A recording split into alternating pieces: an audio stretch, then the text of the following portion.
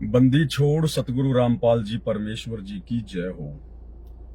सबसे पहले तो सभी भाई बहनों को थोड़ी सी ये सूचना दे दें कि कल रात्रि को लाइव वीडियो रात्रि 8 बजे दास के इसी Facebook page Pawan Das is live के ऊपर कंप्लीट लाइव नहीं चल पाया था।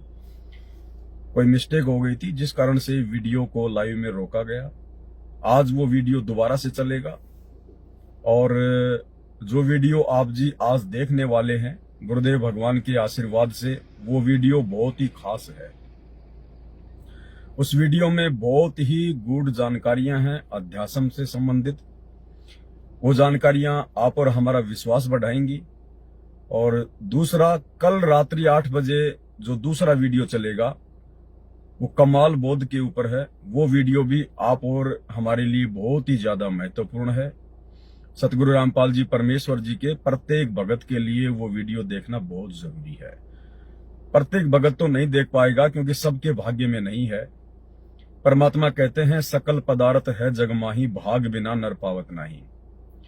तो सात संगति के वीडियो देखना सतगुरु रामपाल जी के प्रत्येक भगत के नसीब में नहीं है, लेकिन जिनको परमात्मा ने मौका दिया है कम से कम वो वीडियो देखने से ना चूकें। इसी प्रकार से आप और हम सभी भगत भाई बहनों का विश्वास भक्ति मार्ग पर धीरे धीरे आगे बढ़ता चला जाएगा। सभी भाई बहन एक बार लाइव जुड़ जाएं। आज के वीडियो में आपको एक छोटी सी जानकारी देनी है। जानकारी जरूर छोटी सी है लेकिन बहुत ज्यादा मतलब की है आप और हमारे, क्योंकि परमात्मा धरती पे प्रकट है। सारी सृष्टि का मालिक धरती पे आया हुआ है। कलयुग की बिचली पीढ़ी का समय है। अपने भगत की हर प्रकार की कमजोरी को परमात्मा निकालेगा, स्वयं भी पूरा प्रयास करेगा। अपने भक्तों को भी परमात्मा निमित्त बनाकर पूरा प्रयास करवाएगा कि पूर्ण मोक्ष प्राप्ति के लिए भगत में किसी भी प्रकार की कोई भी कमी ना रह जाए। तो जैसे ही दास को परमात्मा प्रेरणा करेंगे, दास तुरंत लाइव आता है, आप सभी भाई बहनों के सामने सारी बातें रखता है। तो वीडियो को ज्यादा से ज्यादा शेयर कर दें। दास तब तक गुरुदेव भगवान का जयकारा लगा देता है। बंदी छोड़ सतगुरु रामपाल जी भगवान की जय हो। परम पिता परमात्मा सारी सृष्टि के रचनहार, कुल मालिक, असंख्य ब्रह्मांडों के स्वामी, जगत गुरु, तीनों लोकों में प्रवेश करके सबका भरण पोषण करने वाले राजाधिराज, आत्माधार, नाथों के नाथ, देवों के देव महादेव, सर्वेश्वर महेश्वर, मृत्युंजय, अजरो अमर, आदि अनादि सनातनी प्रभु, जगत पिता जगदीश्वर, श्री श्री 1008 की उपाधि के वास्तविक अधिकारी, अकाल मूरत सौद स्वरूपी राम वासुदेव, सर्वगतम ब्रह्म, परम पूज्य, प्रथम पूज्य, परम संत, परम पुरुष, परम धनी, परम दयालु, सत्य कबीर, हक्का कबीर, अल्लाहु कबीर, अल्लाहु अकबर, बाखबर, अल्लाह ताला, जगत के तारणहार, जगत के मुक्तिदाता, जगत के जगन्नाथ, हारे के सहारे, हिंदुओं के राम, मुसलमानों के अल्लाह, सिखों के वाहिगुरु, ईसाइयों के मसीह, दया के सागर दया निधि, करुणा के सागर करुणा निधि, स्वयं भू परिभू, संकट मोचन, कष्ट हरण, मंगल करण, दुख भंजन, अविगत कबीर, निर्विकार निर्विषम परमात्मा, अलय अलेख सतगुरु, आदि अनादि सतगुरु, असली मर्यादा पुरुषोत्तम, असली राम, असली कृष्ण, असली घनश्याम, असली मुरारी, राजाओं के राजा, महाराजाओं के महाराजा, शहंशाहों के शहंशाह, सम्राटों के सम्राट, भगवानों के भगवान, अल्लाहों के अल्लाह, प्रभुओं के प्रभु, मसीहाओं के मसीह, सच्चे वाहिगुरु, बाबाओं के बाबा, पीरों के पीर, सेठों के सेठ, जगत सेठ, सावरसा सेठ, सर्वगुण संपन्न, अनंत कोटि कलाओं के स्वामी, अनंत कोटि ब्रह्मांडों के नायक, योगियों में महायोगी, ध्यानियों में महाध्यानी, सिद्धों में परम सिद्ध, ज्ञानियों में तत्व ज्ञानी, ब्रह्म ज्ञानी, महाज्ञानी, परम ज्ञानी, सर्वश्रेष्ठ ज्ञानी, विज्ञानी, युवा कबीर, समरथ कबीर, असंवाद, अमित ओजा, सच्चे रहनुमा, करीम अल्लाह, सुभान अल्लाह, दुनिया के अंतिम पैगंबर, 8 सितंबर 1951 से गांव धनाना,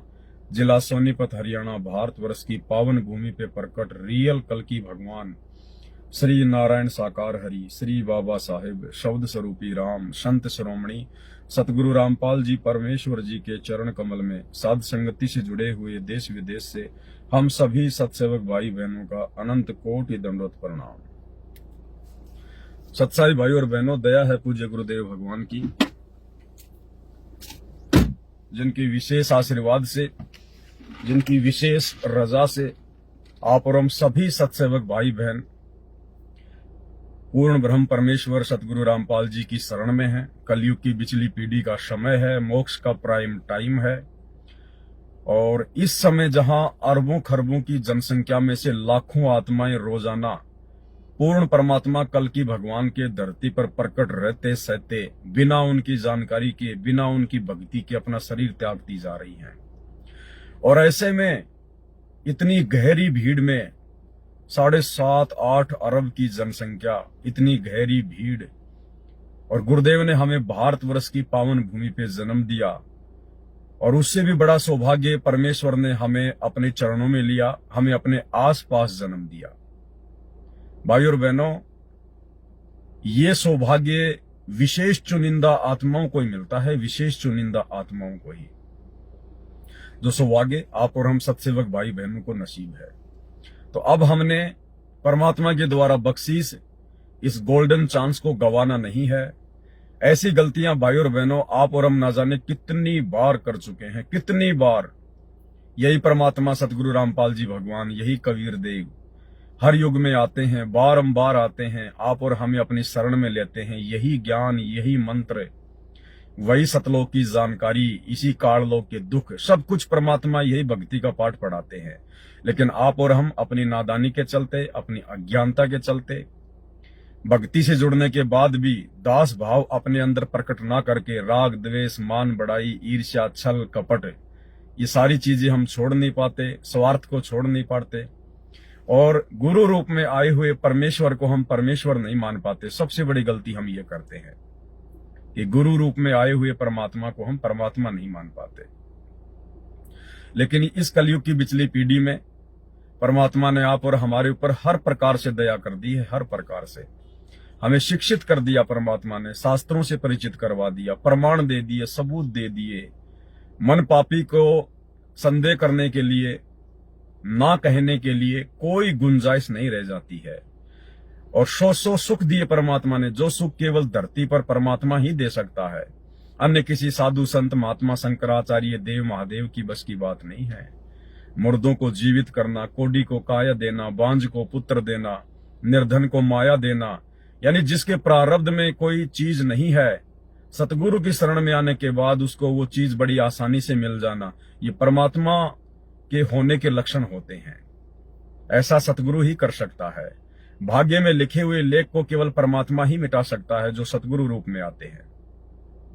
तो हर प्रकार से गुरुदेव ने मन पापी को शांत करने के लिए सारे प्रमाण दे दिए हैं। अब भी यदि हम भक्ति मार्ग पर दृढ़ होकर अपने गुरु को परमात्मा मानकर और संसार से दूर हटकर, संसार की बकवादों से दूर हटकर यदि हम एकाग्रचित होकर भक्ति नहीं करेंगे, अपने मोक्ष को टारगेट मान के यदि हम भक्ति मार्ग पर नहीं लगेंगे, तो भाई और बहनों, फिर ये आप और हमारी बहुत बड़ी कमजोरी हो जाएगी, बहुत बड़ी कमजोरी।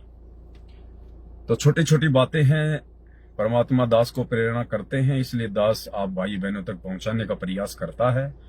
उनको स्वीकार करना ना करना, मानना ना मानना, ये भाई आप आत्माओं के ऊपर निर्भर करता है फिर, क्योंकि परीक्षा सबकी है, परीक्षा आपकी भी है, परीक्षा मेरी भी है। तो बहन की ऑडियो मेरे पास में सुबह आई, और जैसा कि दास आप जियों को बार बार कहता है कि भगत जियो, हमने अपने गुरुदेव भगवान के अलावा चाहे कोई भी भगत भाई बहन संगत में क्यों ना हो, परमात्मा चाहे किसी को भी बार बार दर्शन क्यों ना देते हो, वो मालिक की अपनी मौज है, वो गुरु की अपनी मौज है। उसमें आप और हम ना नुकर करने वाले, उंगली करने वाले कोई नहीं होते।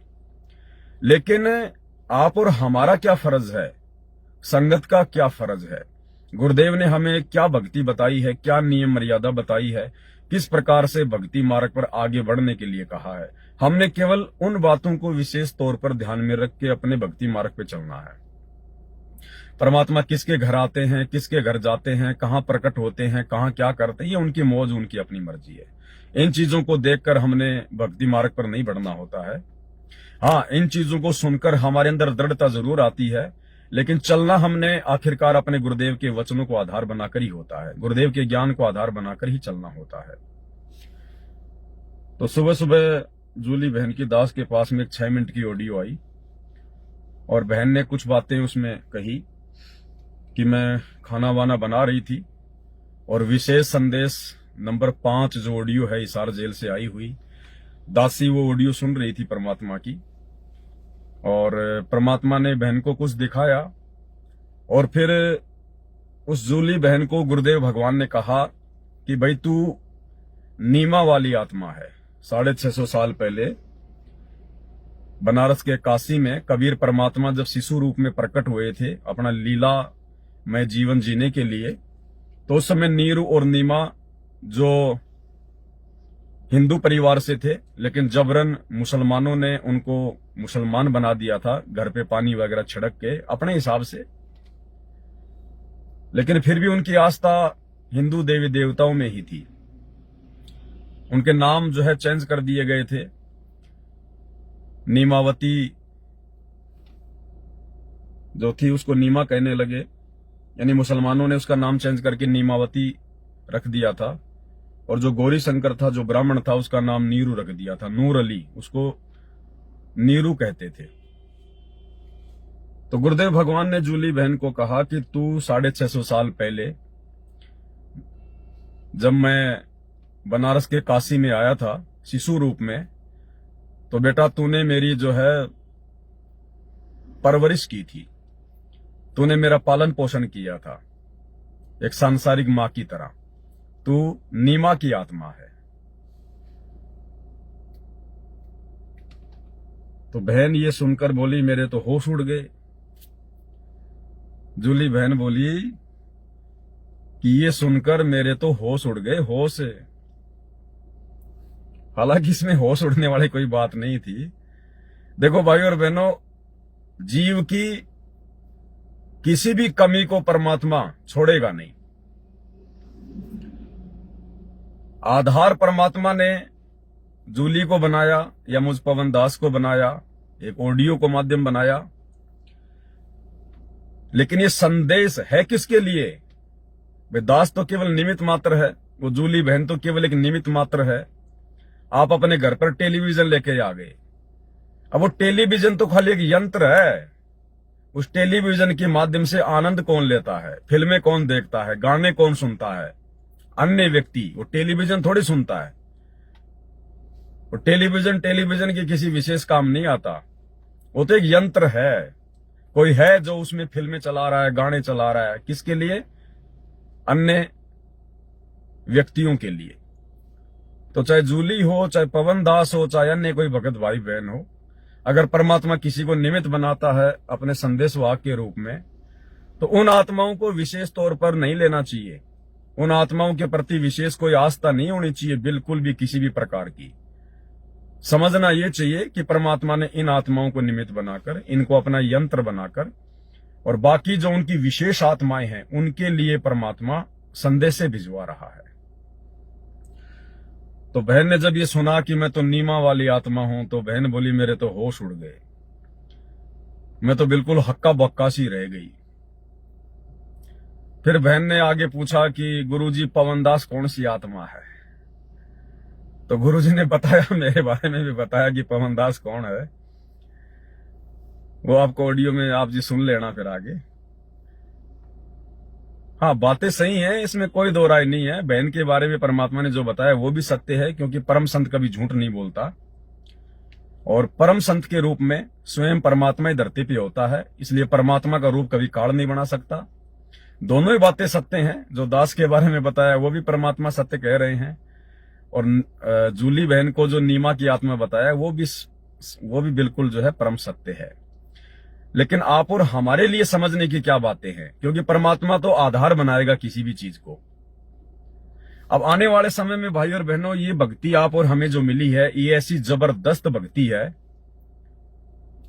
आने वाले समय में जैसे जैसे हमारे ये कमल खुलते चले जाएंगे, हमारे सतनाम की कमाई पूरी होती चली जाएगी, हम आत्माओं को भी अंदर से परमात्मा महसूस करवा देगा। हम आत्माओं को भी अंदर से दर्शन होंगे, परमात्मा के भी दर्शन होंगे शब्द रूप में। गुरुदेव भगवान के वास्तविक सतलोक की रूप के दर्शन होंगे, जो अपने आप को छुपा के आए हुए, अपने तेज पुंज के शरीर को जो हल्का किए हुए हैं, हमें वो वास्तविक दर्शन भी होंगे हमारे हृदय कमल में। अचानक से हमारी सुरती वहां जाएगी, हमारा ध्यान वहां जाएगा, जैसे जैसे हमारी भक्ति बढ़ेगी। ये सबके साथ होगा। भले आज किसी के साथ कुछ भी नहीं हो रहा, लेकिन आने वाले समय में जब भक्ति का लेवल एक स्तर पर पहुंच जाएगा, तो ये चमत्कार इस प्रकार के सबके साथ में होंगे। जैसे गुरुदेव सत्संग में कहते हैं ना कि बच्चों, तुम्हें कभी कभी अचानक से ऐसा महसूस होगा जैसे तुम्हारी आंखों के सामने कोई मकर तार की डोरी आ रही है। अचानक से तुम्हारे को परमात्मा के दर्शन होंगे, तुम्हारे को खुली आंखों से। गुरुदेव ने सत्संग में कह रखा है। तो परम संत का वचन है, झूठ नहीं हो सकता। तो जब आत्मा की जब ये चक्कर वगैरह जो है, ये कमल वगैरह जो है, जब ये खुल जाएंगे, तो परमात्मा हल्का हल्का भगत को इस प्रकार से चमत्कार भी दिखाना शुरू करेंगे, ताकि हमारा विश्वास और बढ़े उस भक्ति पर। लेकिन उससे पहले परमात्मा जो ये वीडियो बनवा रहे हैं दास के माध्यम से, ये वीडियो बनवाने आप भाई बहनों तक ये संदेश से पहुंचाने बहुत जरूरी है, ताकि उस समय फिर आप जी भ्रमित ना हो जाओ। उस समय आप किसी भी प्रकार से अपने अंदर कोई अहंकार पैदा ना कर लो, कोई घमंड पैदा ना हो जाए कि मैं तो फलानी आत्मा हूं, मैं तो भीम की आत्मा हूं, मैं तो युधिष्ठिर की आत्मा हूं, और मैं तो मंसूर की आत्मा हूं, मैं तो धर्मदास जी की आत्मा हूं। तो हमारे अंदर किसी प्रकार का कोई अहंकार, कोई घमंड पैदा ना हो जाए कि बेटा ठीक है, द्वापर युग में तू भीम की आत्मा था, लेकिन बेटा तेरे को यह भी तो पता होना चाहिए ना, वो भीम कितनी बार सूअर बन चुका है, कितनी बार वो भीम की आत्मा गधा बन चुकी है, गंदी नाली का कीड़ा बन चुका है। तो बेटा अपने वो जन्म भी याद रखना। एक वो भीम वाला जन्म देख के और फूल मत जाना। उससे पहले वो भीम 84 लाख योनियों में कितनी बार धक्के खा चुका है, बेटा वो जन्म भी ध्यान रख लेना। वो गधा भी तू ही है, वो सूअर भी तू ही है, और महाभारत के युद्ध में ऊपर जाके जो नरक भोगा था वो भीम भी तू ही है। तो भगत को जब ज्ञान होगा और इस प्रकार का जब परमात्मा उसको जब कभी कभार अपनी मौज से, अपनी मर्जी से जब परमात्मा उसको दर्शाव कराएंगे, तो भगत को फिर अहंकार नहीं आएगा कि भाई ये कौन सी बड़ी बात है। अगर मैं भीम की आत्मा हूं, या मैं कोई राजा हरिश्चंद्र की आत्मा हूं, या मैं कोई भी बहुत बड़े बड़े महापुरुष हुए हैं सतयुग से लेकर वर्तमान तक इस दुनिया में, लाखों करोड़ों की संख्या में, गोरख से ज्ञानी घने, सुखदेव जति जहान, और सीता सी बहु वारिया, संत दूर स्थान। तो हमारे अंदर अहंकार नहीं आना चाहिए बिल्कुल भी कि मैं फलानी आत्मा हूं, मैं फलानी आत्मा हूं। हर आत्मा ने 84 लाख भी भोगी हैं, तो गधे कुत्ते सुअर भी हम ही हैं। और दूसरी बात, गुरुदेव ने सत्संग में बताया कि एक बार मार्कंडे ऋषि बंगाल की खाड़ी में तपस्या कर रहा था, और उसके बाद वो कहीं पर कोई चींटियों का कोई बिल था, वो चींटियों के बिल के पास बैठकर बड़े ध्यान से देख रहा था चींटियों को। इतने में वहां पर देवताओं का राजा इंद्र आ जाता है। इंद्र ने कहा कि हे बंद निवाज, आप इन चींटियों को इतना ध्यान से क्या देख रहे हैं? तो मार्कंडे ऋषि ने कहा कि इंद्र, मैं इन चींटियों को देख रहा हूं कि ये चींटियां कितनी बार इंद्र की पदवी पर रह चुकी हैं, यानी ये चींटियां कितनी बार देवताओं का राजा बन चुकी हैं, इंद्र रह चुकी हैं। तो इंद्र को बड़ा आश्चर्य हुआ, क्योंकि उनको तत्व ज्ञान तो है ही नहीं, देवताओं को गोड़मोड़ हैं सारे के सारे। तो उसने कहा कि महाराज चींटी और इंद्र? हाँ, बोला चींटी और इंद्र। तो बोला क्या देखा आपने? तो मार्कंडे ऋषि ने कहा कि तेरे को जो लाखों चींटियां दिखाई दे रही है ना, इनमें से केवल एक चींटी ऐसी है जो केवल एक बार इंद्र की पदवी पे रही है, देवताओं का राजा बनी है केवल एक बार, और बाकी ये जितनी भी चींटियां हैं ये तो लाखों करोड़ों बार इंद्र का पद प्राप्त कर चुकी हैं, स्वर्ग में देवता रह चुकी हैं, देवताओं का राजा रह चुकी हैं। तो इंद्र के तो होश उड़ गए। उसके बाद वो चला गया। तो भाई और बहनों, ये कोई बड़ी बात नहीं है कि मैं पवनदास कौन सी आत्मा हूं, आप जितने भी भाई बहन हैं आप कौन कौन सी आत्मा हैं, ये कोई भक्ति मार्ग में विशेष महत्व नहीं रखता। हम सबको पता है, जब से हम सतलोक से परमात्मा से बिछुड़ के आए हैं, और हर बार हम ही इसी प्रकार से जन्म ले रहे हैं। कभी किसी युग में काल हमें राजा बना देता है, कभी महाराजा बना देता है, कभी हमारे को ब्रह्मा विष्णु महेश बना देता है, कभी मार्कंडे, कभी विश्वामित्र, कभी राम, कभी श्री कृष्ण, ये आप और हम ही तो बनते आए हैं। और आगे चल के फिर वो गधे कुत्ते सुअर भी बनते रहते हैं। यो अरहट का कुआ लोई, या गढ़बंध्या है सब कोई, कीड़ी कुंजर और अवतारा, अरहट डोर बंधे कई बारा। बताओ, फिर इसमें अहंकार की क्या बात है? अगर आज किसी को पता चल जाए इस बात से, या परमात्मा जैसे जूली बहन को बता रहे हैं ऐसे यदि किसी और को बता दें, तो इसमें ऐसे बिल्कुल होश खोने की क्या बात है भाई? होश खोने की क्या बात है? अब अगर कोई मुझे कह दे कि पवनदास तू तो कुंभकर्ण की आत्मा था, और मुझे दिखा दे कि देख तू ही था रावण का भाई कुंभकर्ण, अब मैं फूल जाऊं अपने आप में, ओ मैं तो इतना लंबा चौड़ा था, ओ मैं इतना बड़ा था, 6 महीने सोया करता था, उस समय मैं इतना शक्तिशाली था, मेरे नाक में 2 हाथी एक बार में आ जाते थे, नाक की एक सुराख में। गुरुदेव ने बताया कुंभकर्ण के नाक के एक सुराग में 2 हाथी एक बार में आ जाया करते थे। अब सोचो जिसके नाक में 2 हाथी आ जाएं, उसका शरीर कितना लंबा चौड़ा होगा। तो इसमें फूलने की कोई बात नहीं है। इसमें आप और हम सारे अच्छे जन्म भी भोग चुके हैं, बुरे जन्म भी भोग चुके हैं, अवतारों के जन्म भी भोग चुके हैं, और एक भिखारी के और गधे कुत्ते सुअर के भी जन्म भोग चुके हैं। तो आने वाले समय में यदि हमारे को हमारी भक्ति के, हमारे दान पुण्य के, पांचों यज्ञ के प्रतिफल में, क्योंकि भक्ति की शक्ति है वो तो परमात्मा सामने लाके दिखाएगा, तो यदि हमें ऐसा मालूम भी होने लग जाए, हमें महसूस भी होना लग जाए, कोई सौपन आ जाए या गुरुदेव भगवान बता दें, तो हमारे को उसी दास भाव में रहना है कि अगर मैं राजा राम की आत्मा था, मैं श्री कृष्ण जी की आत्मा था, या मैं कुंभकर्ण की आत्मा था, या भीम की आत्मा था, नीरू नीमा की आत्मा था, तो फायदा क्या हुआ? वो जन्म मेरे क्या काम आए? उन जन्मों में मेरे को भगवान मिला नहीं, मिला तो मैंने भगवान को पहचाना नहीं है, खाया पिया गोबर किया और मर गया, मेरे क्या काम आए वो जन्म? मैं तो वर्तमान जिस जन्म में हूं, इस जन्म में यदि मैंने परमात्मा प्राप्त कर लिया, मर्यादा में रह के, भक्ति करके, गुरु को इष्ट मान के, तो मेरा ये जन्म सफल है, अन्यथा मेरा किसी जन्म का कोई महत्व नहीं है, चाहे मैं कुछ भी था। तो जब गुरुदेव भगवान ने बहन को कहा कि तू नीमा की आत्मा थी, तो बहन कह रही है मेरे तो होश उड़ गए। अब देखो भाई और बहनों, ये भी हमारी कमजोरी है, ये भी हमारी कमजोरी है, बहुत बड़ी कमजोरी है ये। अरे होश उड़ने की इसमें क्या बात थी? अब बताओ, कमजोरी है कि नहीं है? ये ज्ञान की कमजोरी है जूली बहन की, ये ज्ञान की कमजोरी है। और जूली बहन को निमित्त बना के परमात्मा बाकी सभी आत्माओं तक ये संदेशा पहुंचाने चाहते हैं कि इस प्रकार की बातें सुन के आपके मन में कोई विचार उठना ही नहीं चाहिए, कोई भाव आपके अंदर विशेष उठना ही नहीं चाहिए। जब गुरुदेव भगवान ने हमें कह दिया कि कोटि जन्म तू राजा की न्या, मिटी न मन की आशा, और भिक्षुक होकर दर दर घूमिया, मिला न निर्गुण राशा। अरे करोड़ों जन्म हमने राजाओं के प्राप्त कर लिए, और यदि हम नीमा की आत्मा थी तो कौन सी बड़ी बात है? नीमा तो एक भिखारन थी बेचारी, सारा दिन काम करती थी, कपड़ा बुना करती थी, अपने जो है उसका जो पति था उसका सहयोग किया करती थी, तब जाके 2 टाइम की रोटी बड़ी मुश्किल से मिलती थी।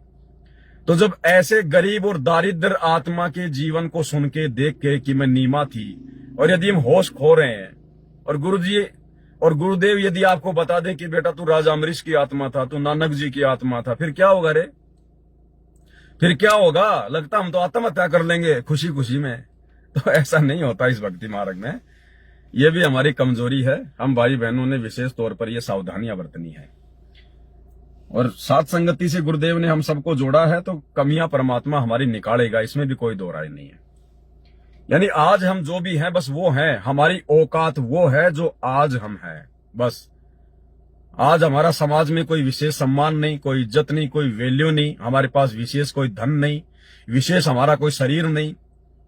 आज हमारी क्या औकात है, बस इस चीज को ध्यान में रखो। अगर उन चीजों को देखने लग गए तो कभी भी हम सक्सेस नहीं हो पाएंगे भक्ति मार्ग पर।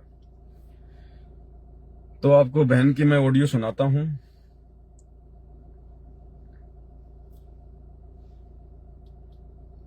छोड़ के लौट पानी औरतें, जय हो बंदी छोड़ के लौट पानी औरतें। साहेब भाई जी, दासी घर के लिए भंडारा राम बना रही थी, तो परमात्मा जी की 5 नंबर की ऑडियो चला के रख ली थी। आलू जी का दासी सत्संग सुन रही थी, सत्संग सुनते सुनते वहां पे प्रकरण पहुंचा कि प्रथम कलयुग के प्रथम चरण में परमात्मा कबीर जी स्वयं धरती पर प्रकट हुए थे। एक बालक रूप में, शिशु रूप में उन्होंने लीला की थी। तो 2 हंस आत्मा ने उनकी परवरिश की थी, नीरू नीमा ने।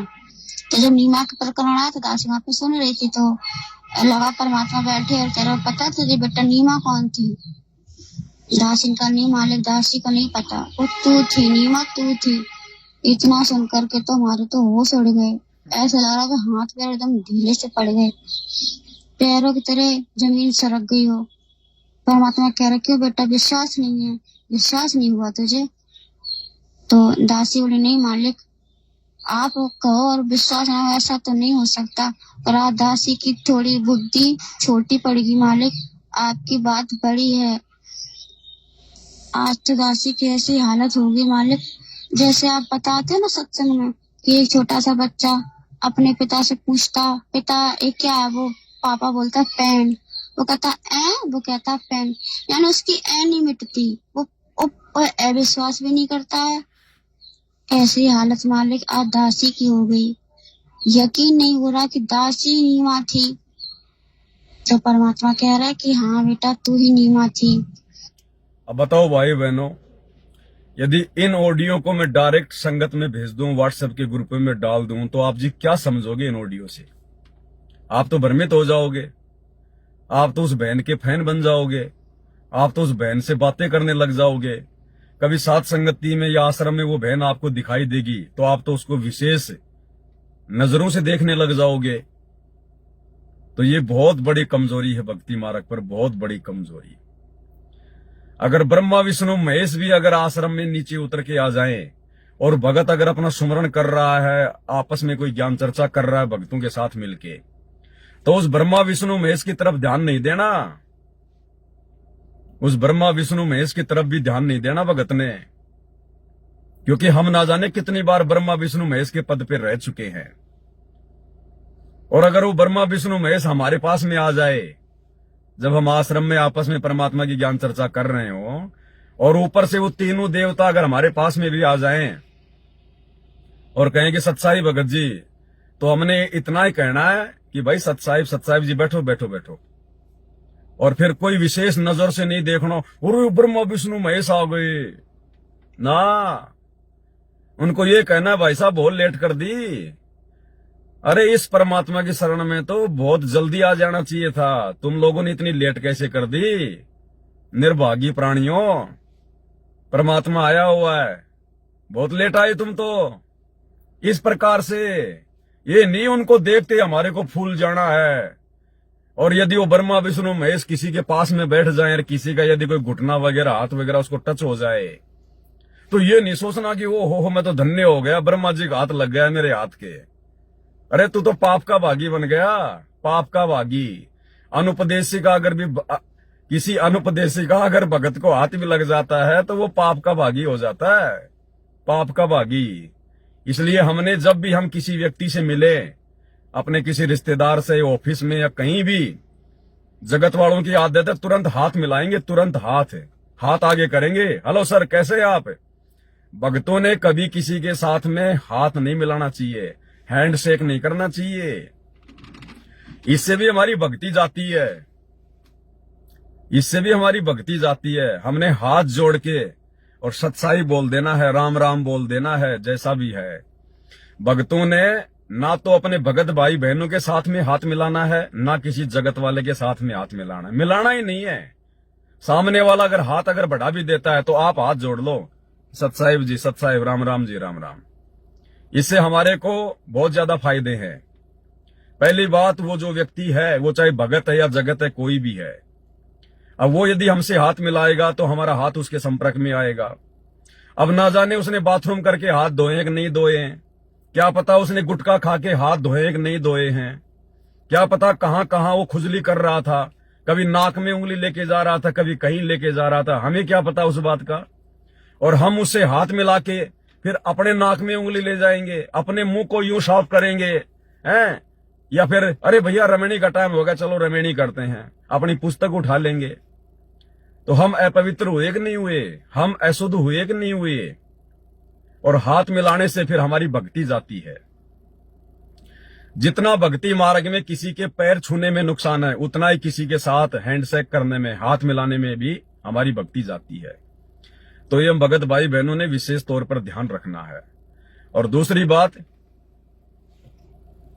जब भी हम भगत भाई बहन सुबह का नित्य नियम, दोपहर की रमणी या शाम की आरती करते हैं, तो गुरुदेव भगवान को सबसे पहले हम दंडवत प्रणाम करते हैं जमीन पर लेटकर। जैसे भी हैं, जैसे भी जिसकी व्यवस्था है, किसी ने कोई दरी बिछा रखी है या नीचे कोई फर्श है या कोई बेड वगैरह है, जैसी भी जगह के अनुसार। तो जैसे ही हम आरती करने से पहले गुरुदेव को दंडवत प्रणाम करते हैं, और दंडवत प्रणाम करने के बाद जब हम उठें तो डायरेक्ट हमने पुस्तक हाथ में नहीं पकड़नी है, हमने अपने हाथ धोने हैं पानी से। हमने दंडवत करने के बाद में पानी से अपने हाथ धोने हैं, कपड़े से पूछने हैं, उसके बाद हमने उस पवित्र पुस्तक भक्ति बोध को हाथ में लेके आरती करनी है। ऐसे नहीं करनी डायरेक्ट हमने, क्योंकि जब हम नीचे जमीन पर हाथ रखकर दंडवत प्रणाम करते हैं तो उस जगह पर आपस में जो परिवार वाले हैं या अन्य व्यक्ति हैं वो भी आते जाते रहते हैं, वो अपने पैर वगैरह रखते रहते हैं। तो जब भी हम दंडवत प्रणाम करें उसके बाद में हाथ धोएं, हाथ धोने के बाद फिर उस पवित्र पुस्तक भक्ति बोध को, जो कि हमारे लिए जो है वो ग्रंथ साहिब है, ग्रंथ साहिब, फिर हम उसको हाथ में लेके अपनी आरती वगैरह हम करें। तो ये हमने विशेष तौर पर ध्यान रखना है। सावधानी और शुद्धता इस भक्ति मार्ग में बहुत जरूरी है। तो बहन कह रही है कि जैसे गुरुदेव ने मुझे कहा कि बेटा तू नीमा की आत्मा है, तो मैं हक्का बक्का रहेगी, मेरे तो होश उड़ गए। और कह रही है कि जैसे वो छोटा बच्चा होता है, माता पिता कहते हैं बच्चा पेन लाना, वो कहेगा ऐ पेन लाना, ऐ पेन लाना, ऐ। तो कह रही है मेरी अभी ऐ नहीं मिटी। अरे जब गुरुदेव भगवान ने कह दिया तो फिर इसमें ऐ करने की क्या जरूरत है भाई? परमात्मा है, समर्थ है, गुरुदेव है, झूठ थोड़ी बोलेंगे, जो बोलेंगे वो सत्य बोलेंगे। लेकिन जूली बहन की कमजोरी, ये उनके ज्ञान की कमजोरी, उनके विश्वास की कमजोरी, इस कमजोरी को बहन ने धीरे धीरे ठीक करना पड़ेगा। और आप और हम सभी भगत भाई बहनों के लिए शिक्षा है, एक मैसेज, एक संदेश है कि गुरुदेव ने अगर दिन के 12 बजे जब सूरज हमारे सर के ऊपर है और गुरुदेव भगवान ने अगर कह दिया कि बेटा आज तो बहुत टाइम हो गया, रात के 12 बज गए, तो गलती से भी हमने ये नहीं कह देना कि नहीं नहीं गुरुजी अभी तो दिन के 12 बज रहे हैं। ये भी नहीं कह देना हमने। ये परम संत है, परमात्मा है, जिसने सूरज बनाया, जिसने चांद बनाया, और इसके मुंह से जो भी शब्द निकलेगा परम सत्य निकलेगा, और हम भक्तों की जो है वो परीक्षा के लिए निकलेगा। तो अगर दिन के 12 बजे जलती धूप में सूरज हमारे सर पे है और गुरुदेव कहते हैं कि बेटा रात के 12 बज गए, चलो सोते हैं, विश्राम करते हैं, तो आप लोगों ने अपने मन में जरा डाउट भी पैदा नहीं करना। यही सोचना है कि या तो मेरे को शौपन आ रहा है इस समय, या तो मेरे को शौपन आ रहा है, अन्यथा गुरुजी जो बात कह रहे हैं वो परम सत्य है, परम सत्य। बिल्कुल रात के 12 बज रहे हैं, लेकिन हो सकता है कि मेरे को शौपन आ रहा हो, या मैं तो 2 कोड़ी का जीव हूं, मेरी तो ये चरम दृष्टि है, ना जाने गुरुजी कौन से भाव से कह रहे हैं। तो भगत ने यही सोचना कि हाँ, अगर गुरुजी ने दिन के 12 बजे, रात के 12 बजे बता दिए तो 12 ही बजे हैं। हमने इस प्रकार से अपने गुरुदेव भगवान पर विश्वास करना है। इस कदर ब्लाइंड फेथ, ये ब्लाइंड फेथ ना भगत ने अपनी माँ पे करना, ना अपने बाप पे करना, ना अपने रिश्तेदार पे करना, ना किसी और पे करना। भगतों की तो बात ही छोड़ दो। ये ब्लाइंड फेथ केवल भगत को यदि करना होता है भक्ति मार्ग पर, तो अपने गुरुदेव के ज्ञान पर और अपने गुरुदेव भगवान के ऊपर। ऐसी आत्माएं सतलोक को प्राप्त करने योग्य बनती हैं। ऐसी आत्माएं जो गुरु वचन पर संदेह कर ले, शंका कर ले, वो श्रेष्ठ आत्मा नहीं होती है। जैसे कि दास आपको बार बार बताता रहता है, एक बार 2 गुरु शिष्य कहीं जा रहे थे, रात्रि का समय था। रात्रि में एक सड़क के किनारे एक धर्मशाला थी, एक छोटा सा कमरा था, उसके अंदर रुक गए। अब रात्रि में गुरु खड़ा हुआ, हाथ में चक्कू लिया और अपने चेले की छाती पे बैठ के और चक्कू को अपने चेले की गर्दन पे रख दिया, जैसे कि काटने वाला हो। शरीर से कोई वस्तु अगर नींद में सोए हुए आदमी को टच करेगी तो आंखें तो खुलती हैं। तो उसने देखा, अब देखा तो भाई गुरुजी छाती पे बैठे हैं, चक्कू गर्दन के लगा रखा है। वापस ही आंख बंद करके सो गया, उसी प्रकार से खराटे भरने लग गया। गुरुजी ने हल्का सा थप्पड़ मारा, नालायक तेरे को डर नहीं लगा, अगर मैं तेरी गर्दन काट देता तो? बोला गुरुजी आप अगर गर्दन भी काटोगे तो मेरे भले में काटोगे। ए गुरुदेव, यदि आप मेरी गर्दन भी काट दोगे तो मेरा तो भला ही है, मेरा नुकसान क्या है? आप जो भी करोगे मेरा भला ही है, मेरा नुकसान है ही नहीं। तो भला फिर मुझे किस बात की चिंता? क्या पता मैं आपको कुछ बोलने लग जाऊं, आपके हाथ को मैं धक्का मार दूं कि तू काटेगा क्या मेरी गर्दन है, और 2 मिनट बाद में गाड़ी से एक्सीडेंट होके मर जाऊं। तो गाड़ी से एक्सीडेंट होके मरने से अच्छा गुरुदेव आपके हाथों से मरना है ना। आप मारोगे तो कहीं ठीक ठिकाने वापस मेरे को मनुष्य जन्म दोगे, किसी भगत के घर में जन्म दोगे, मेरी भक्ति जो अधूरी है वो कंप्लीट जो है वो करवाओगे आप। तो इस प्रकार से हमने अपने गुरुदेव भगवान के ऊपर ब्लाइंड फेथ करना, बिल्कुल ब्लाइंड फेथ, ये भगत का लक्षण होता है। ये वो भगत फिर मोक्ष प्राप्त कर पाते हैं। तो बताओ, अब बार बार आप भाई बहन जूली बहन की ऑडियो को सुन के आप तो ये सोच रहे होंगे, ओहो कितनी प्यारी आत्मा है, कितनी अच्छी आत्मा है, इसको तो बहुत ज्ञान हो गया होगा, देखो परमात्मा कैसे उस बहन को दर्शन दे रहे हैं, पता नहीं क्या क्या मन में आया होगा भक्तों के। अब बताओ, अब उस बहन का ज्ञान आधार देख लो आप कहां है, घुटनों में है। अब उस बहन का ज्ञान आधार उसके घुटनों में है। परमात्मा ने कह दिया कि बेटू तू नीमा की आत्मा है, और उसके होश उड़ गए। और गुरुदेव बोले बेटे तुझे यकीन नहीं हो रहा क्या? बोली परमात्मा नहीं, यकीन की बात नहीं है, मेरी बुद्धि छोटी है, मैं समझ नहीं पा रही।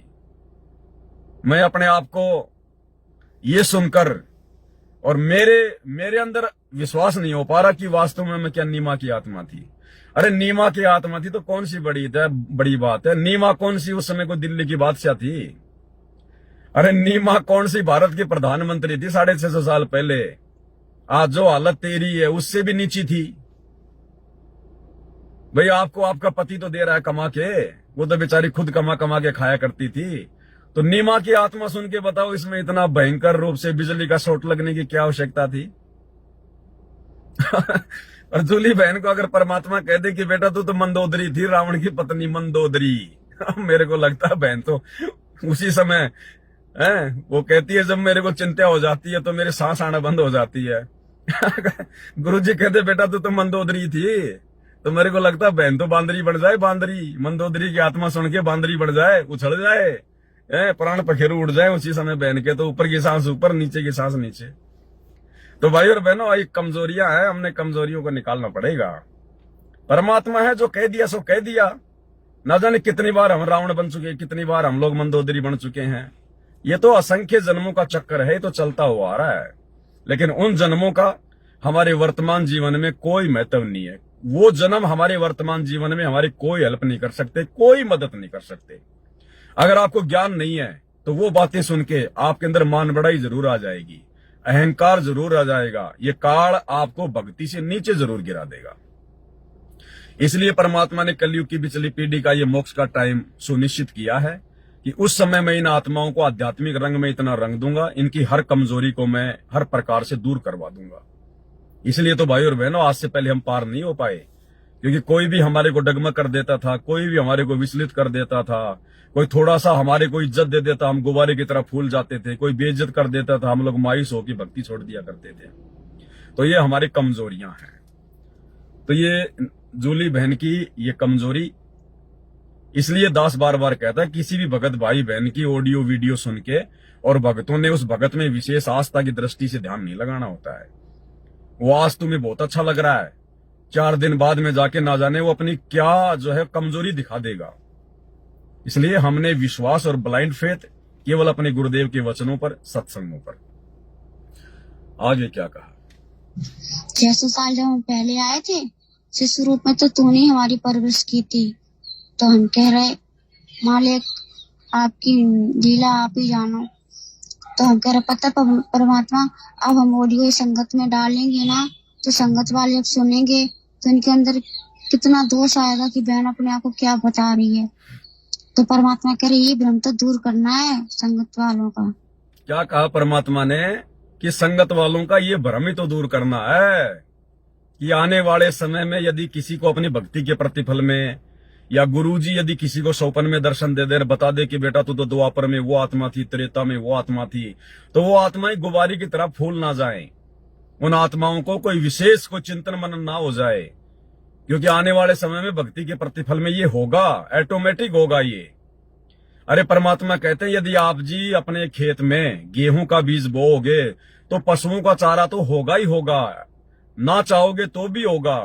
तो जो भक्ति हम कर रहे हैं, दुनिया की सर्वश्रेष्ठ भक्ति, ब्रह्मांड की सर्वश्रेष्ठ भक्ति, इस भक्ति के प्रतिफल में आने वाले समय में हमारे साथ में ना जाने क्या क्या चमत्कार होंगे, सबके साथ में होंगे, सबके साथ में जो जो ये भक्ति करेंगे मर्यादा में रह के। तो उस समय हम ये कमजोरियां ना दिखाएं, चाहे हमें परमात्मा कुछ भी दिखा दे, वो हमारी परीक्षा होगी। क्योंकि परमात्मा भगत के साथ यदि कोई अनहोनी करता है, कोई इस प्रकार का शोपन दिखाता है, तो वो भगत की परीक्षा होती है। तो हमने उन बातों को देख के सोचकर हमने विशेष मन में कोई चिंतन मनन नहीं करना चाहिए कि कौन सी बड़ी बात है, ना जाने कितनी बार गधा कुत्ता सुअर भी तो बना हूं, अगर भीम बन चुका हूं, नीमा बन चुका हूं और कोई महान आत्मा बन चुका हूं, तो गधा कुत्ता भी तो ना जाने कितनी बार बन चुका हूं, फिर इसमें घमंड की क्या बात है। संगत में कुछ लोगों को पड़ा कि मैं नीमा हूँ। और एक लाइव वीडियो में आए थे तो उन्होंने बताया था मतलब जिनकी संतान नहीं, तो वो ये समझे माता बहन की हमारे मतलब हम नीमा है, क्योंकि परमात्मा ने एक ऑडियो में बोला है कि नीमा का जन्म हो चुका है। ये भ्रम दूर करना है और ये तेरी परीक्षा है कि तू मेरे बात पे विश्वास करेगी या नहीं। और ये संगत की भी परीक्षा है कि उनके दिल में तेरे लिए क्या दोष पैदा होंगे, क्या वो विचार लाएंगे, क्या सोचेंगे। अब भाई और बहनों, परमात्मा ने दर्शन दिया है और गुरुदेव भगवान ने जो बात कही वो परम सत्य है, उसमें झूठ की कोई हेरफेर नहीं है।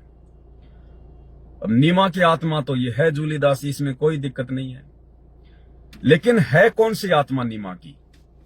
ये जो जूली दासी है, ये वर्तमान 650 साल पहले जब कबीर परमात्मा बनारस के काशी में आए थे और जिस नीमा ने परमात्मा की अपने बच्चे की तरह परवरिश की थी, पालन पोषण किया था, ये जूली वो 650 साल पहले वाली नीमा की आत्मा नहीं है। नीमा की आत्मा तो है, लेकिन वर्तमान ये जो समय चल रहा, जो ये कलयुग है, इस कलयुग में 650 साल पहले जो नीमा की आत्मा थी, ये वो वाली आत्मा नहीं है। न जाने ऐसी कितनी कितनी आत्माएं आ चुकी हैं, जा चुकी हैं, क्योंकि परमात्मा ने 4 डीवीडी बना रखी हर युग की, सतयुग, त्रेता, द्वापर और ये कलयुग। हर युग में ऐसे ही एक राम आता है, एक श्री कृष्ण आता है, एक कंस आता है, एक रावण आता है, ऐसे नगर, ऐसे गांव होते हैं, ऐसे सब आप और हम सब आत्माएं होती है। यानी हमारे शरीर वही होते हैं, लेकिन आत्माएं हर युग में चेंज होती रहती हैं। जैसे परमात्मा कहते हैं ना, तेरे 30 करोड़ राम हो जा लिए जीत जीत के जंग में। जब हनुमान जी लंका गए थे और सीता जी का वो कंगन लेकर आए थे, और जब एक बंदर ने उठाकर एक ऋषि के मटके में डाल दिया था और हनुमान जी ने देखा कि उसमें तो ऐसे ऐसे बहुत सारे कंगन हैं, तो वहां जो ऋषि थे वो परमात्मा ही थे, मुनिंदर ऋषि के रूप में। तो परमात्मा ने कहा कि भाई हनुमान, तेरे 30 करोड़ रामचंद्र आ चुके हैं, इतनी बार हनुमान आ चुके हैं, और हर बार एक त्रेता युग में राम आता है, एक हनुमान आता है, इसी प्रकार से वो कंगन लेके आता है और ये बंदर इस मटके में डाल देता है, और 18 करोड़ राम आ चुके हैं। अब वो एक ही आत्मा थोड़ी आई है 18 करोड़ बार, वो चेंज होती रहती हैं, आत्माएं चेंज होती रहती हैं। जिस प्रकार भारत देश का एक पोस्ट है प्रधानमंत्री, अब बारंबार एक ही आदमी थोड़ा ना कोई प्रधानमंत्री बनता है। चलो ये तो एक सांसारिक जो है वो एग्जाम्पल है, यहां तो मान लीजिए कोई 10 साल भी रह जाए प्रधानमंत्री को, 3 बार भी बन जाए, लेकिन आध्यात्मिक जीवन में ऐसा नहीं होता है। अब प्रधानमंत्री है, नाम है प्रधानमंत्री, लेकिन कितनी लोग, कितनी आत्माएं प्रधानमंत्री रह चुकी हैं। पहले कोई दूसरा प्रधानमंत्री था, पहले कोई अटल बिहारी था, फिर नरेंद्र मोदी, फिर मनमोहन सिंह, पता नहीं कितने प्रधानमंत्री जा लिए। तो ऐसे राम जो शब्द है वो एक पोस्ट है, और उस पोस्ट के ऊपर भिन्न भिन्न आत्माएं हर युग में आती रहती हैं, अपना लीला करके, अपना खेल खेल के जाती रहती हैं। तो ये जो जूली बहन है, ये किसी और जन्मों में, किन्हीं और युगों में ये नीमा की आत्मा की पोस्ट पे रह चुकी है। किसी जन्म में ये परमात्मा का पालन पोषण जो है ये कर चुकी है। ये वर्तमान 650 साल पहले जो नीमा की आत्मा थी वो वाली आत्मा नहीं है। और ऐसे तो ना जाने आप और भगत भाई बहन कितनी बार नीमा रह चुके हैं, कितनी बार हम लोग नानक रह चुके हैं, कितनी बार रामचंद्र रह चुके हैं, ब्रह्मा विष्णु महेश रह चुके हैं। तो इसमें कोई विशेष, कोई जो है अपने अंदर कोई फूलने वाली बात या कोई टेंशन लेने वाली बात नहीं है इसके अंदर। अब ये क्यों नहीं है नीमा की आत्मा, वर्तमान वाली नीमा की आत्मा क्यों नहीं है? क्योंकि गुरुदेव भगवान ने हिसार जेल से जो ऑडियो भेजी है उसमें गुरुदेव ने कहा है कि वो जो नीरू नीमा की आत्मा है वो वर्तमान में शरण में आ चुके हैं। कलयुग की पिछली पीढ़ी में गुरुजी की शरण में आके भक्ति अपनी वो कर रहे हैं। और गुरुदेव ने कहा कि परमात्मा ने संतान उनको पहले भी नहीं दी, 650 साल पहले भी उनको संतान नहीं दी, क्योंकि उनका मोक्ष करना है। और संतान उनको परमात्मा वर्तमान में भी नहीं देगा। यानी वर्तमान में भी परमात्मा नीरू नीमा वाली आत्माओं को संतान नहीं देगा, क्योंकि उनका मोक्ष करना है। अब जूली बहन के तो लड़की है कम से कम 18-20 साल की, जूली बहन के तो संतान है, लड़का है या पता नहीं, लेकिन उसकी एक लड़की है जिसकी शादी हो चुकी है। तो जूली बहन को तो संतान हो चुकी है। और गुरुजी ने कहा कि 650 साल पहले जो नीमा वाली आत्मा थी उसको परमात्मा ने उस समय भी कोई संतान नहीं दी, और उनको वर्तमान में भी परमात्मा कोई संतान नहीं देगा और अपनी शरण में ले चुका है। तो अगर 650 साल पहले वाली नीमा वाली आत्मा यदि जूली बहन है तो फिर उसके संतान नहीं होनी चाहिए थी ना। लेकिन जूली बहन के तो एक लड़की है, उसकी शादी हो चुकी है, उसको भी एक बच्चा हो चुका है शायद। तो आप गुरुदेव भगवान का वो सत्संग सुनिए जिसमें परमात्मा कह चुके हैं कि अब वो नीरू नीमा आ चुके हैं मालिक की शरण में, और संतान उनको परमात्मा अब भी नहीं देगा। तो उनको नीरू और नीमा कहने लगे, उनका संतान नहीं दी दाता ने। वो नहीं चाहते थे कि ये फंसे फिर दोबारा इस नरक में। ना संतान देने में क्या दिक्कत आओ थी उनके, बाएं हाथ का खेल है। तो बच्चों, परमात्मा संतान दे सकते थे, जैसे अब्राहम सुल्तान था, हम तो धन मांगते फिरा, ये भगवान धन दे दे धन दे दे, और धन में सड़ा था। उसको संतान और ब्राणी गगन तार रखे थे, घोड़े घोड़े कितने थे। उस नरक से निकाला अपनी उस आत्मा को, गड़ने नहीं दिया उसने, सड़ने नहीं दिया उसने। तो ये ऑपरेशन है, एक्स्ट्रा आइटम रहने को दिया आपके पास, जिनकी जरूरत है उसमें कसर नहीं छोड़ेगा। आप नोट कर लो, साईं इतना दीजिए जा में कुटुंब समावे, हम भी भूखे ना रहे, अतिथि ना भूखा जा।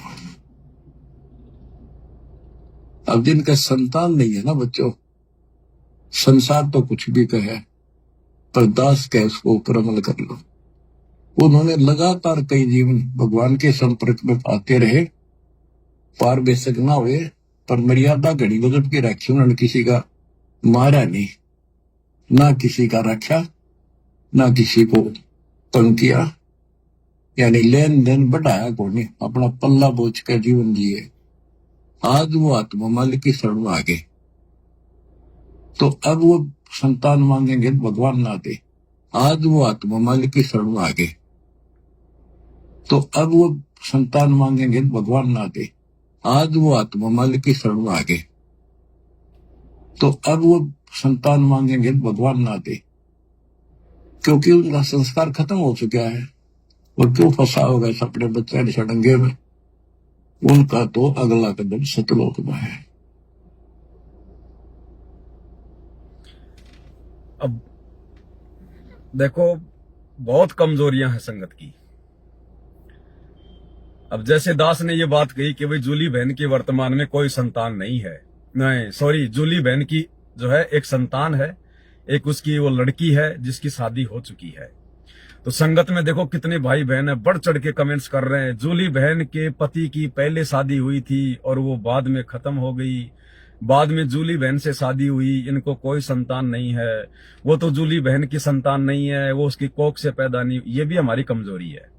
क्या दास को नहीं पता इस बात का? जब मैं उसे इतनी बातें कर रहा हूं, वो मेरे को ऑडियो भेज रही है, कई बार वो साथ संगति में आ चुकी है, तो क्या इस दास को इतना भी नहीं पता है क्या कि वो बेटी उसकी है या किसी और की है? भाई जब आप भगत भाई बहनों को पता है इस बात का, तो क्या उस दास को नहीं पता चलेगा? तो ये भी संगत वालों की कमजोरी है,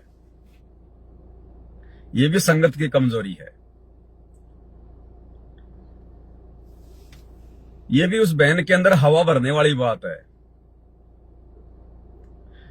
अरे ये आप जानते हैं या मैं जानता हूं या परमात्मा जानता है कि ये जूली बहन जो है ये 650 साल पहले वाली नीमा वाली आत्मा है या कोई और है?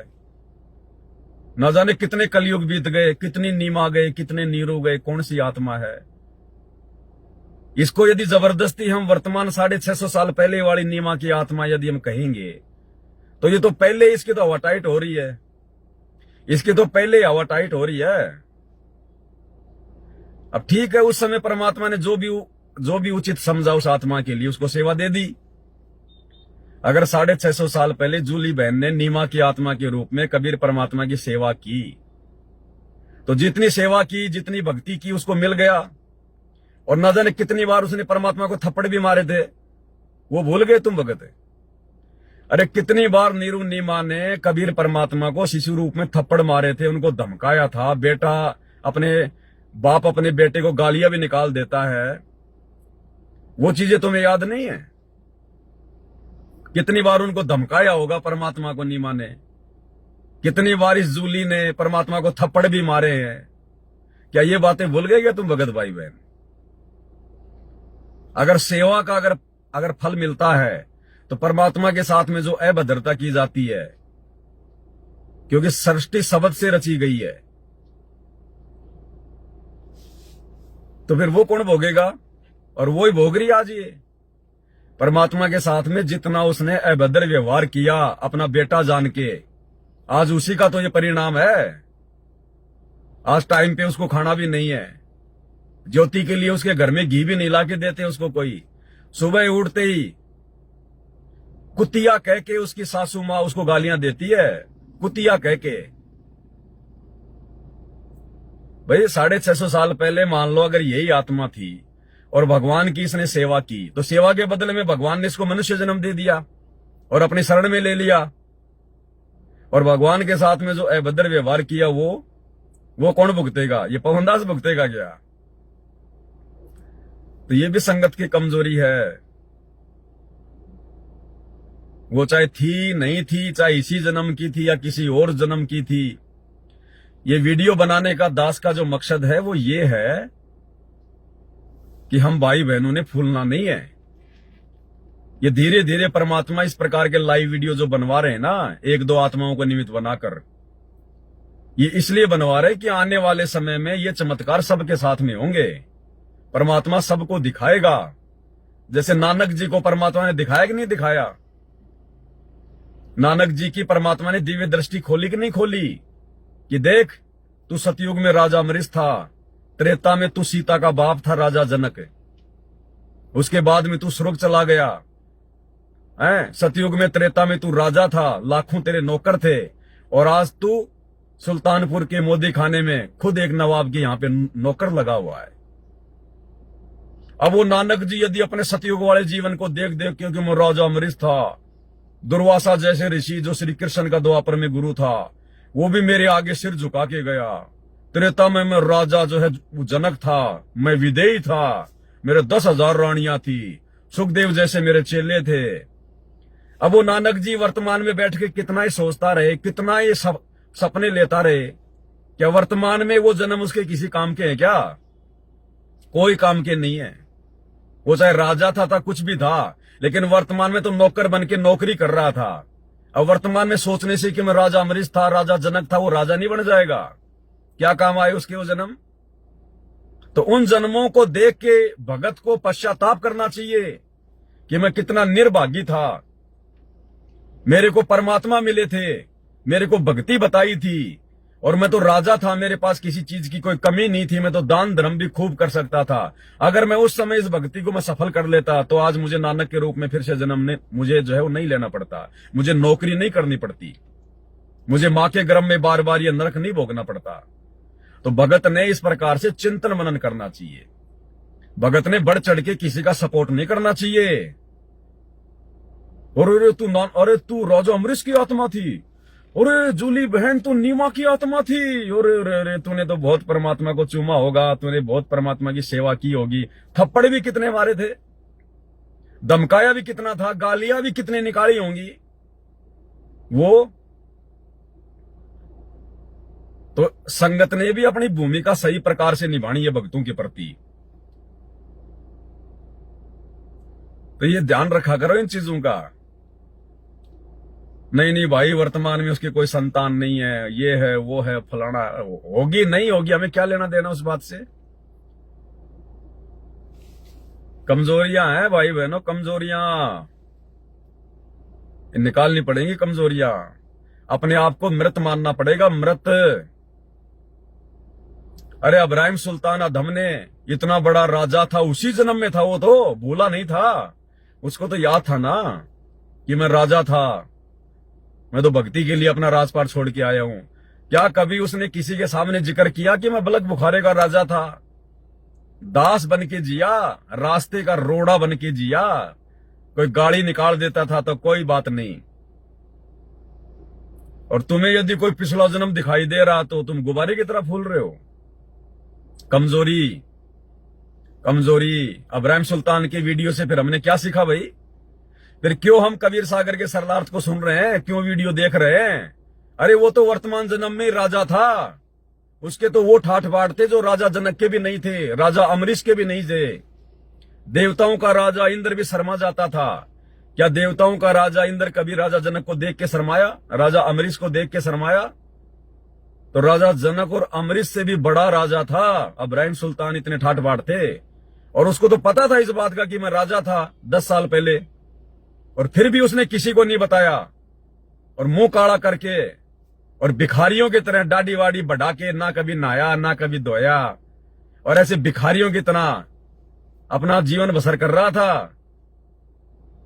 और उसने जरा सा अहंकार किया था, जरा सा, जब वो बहन इब्राहिम सुल्तान के ऊपर वो कूड़ा डाल देती है, जब वो सारनाम लेने जा रहा था आश्रम में, और एक बहन ने ऊपर से वो कूड़ा डाल दिया, इब्राहिम सुल्तान के ऊपर डल गया मिट्टी। तो लाल आंख करके क्या बोला? जय मैं आज राजा होता तो तेरी गर्दन धड़ से अलग कर देता, तेरा वो हाल करता, दुनिया देखती। केवल इतना सा अहंकार किया था, जबकि वो राजा रहा भी नहीं। और उतने में उसको गुरुदेव ने रिजेक्ट कर दिया, अगली साल आना, अभी तू राजा है। तो सोचो, यदि हम अपने पिछले जन्मों को देखकर अगर मन में फूलेंगे, तो फिर इब्राहिम सुल्तान की वीडियो देख के फिर हमने क्या सीखा भाई? फिर क्यों हम कबीर सागर के सरलार्थ को देख रहे हैं, क्यों अपना समय बर्बाद कर रहे हैं? तो भक्तों को इस प्रकार से जल्दबाजी नहीं करनी चाहिए। ये भी हमारी परीक्षा है, पहले बात को पूरा सुनना चाहिए। कहते हैं ना कि पहले सामने वाले की बात को पूरा सुनना चाहिए। तो लाइव वीडियो समाप्त हुआ ही नहीं, उससे पहले तुम लोगों ने अपने कमेंट्स डालने शुरू कर दिए। तो पहले आदमी को ढंग से सुनना चाहिए सारी बातें। ये कमजोरियां अपने निकाल लो, और ये कमजोरियां निकालने का जो समय है ना, ये थोड़े समय के लिए है। जब तक गुरुजी सार जेल से बाहर नहीं आ जाते हैं, तब तक आप जी सात संगति की वीडियो देख देख के परमात्मा की भक्ति ज्यादा से ज्यादा करके अपनी सारी कमजोरियों को निकाल लो। क्योंकि गुरुदेव भगवान की सार जेल से बाहर आने के बाद ये पवन दास फिर इस प्रकार से लाइव आके और आपको ज्ञान नहीं समझाएगा। हो सकता है आपको इस पवन दास के कभी दर्शन भी ना हो। मैं तो कहीं अपना गांव में जाके कोने में बैठ के अपनी भक्ति करूंगा, गाजर मूली टमाटर उगा के खेत में, और दास तो अपनी भक्ति करेगा भाई। बाद में ये मौका नहीं मिलेगा। हाँ, कभी आ गए दास के पास में अपने गुरु भाई से मिलने, उस समय कोई ज्ञान चर्चा हो गई तो बात अलग है। बाकी आपको ये दास इस प्रकार संगत में दिखाई नहीं देगा, 2-2 3-3 घंटे लाइव आना, ये आना।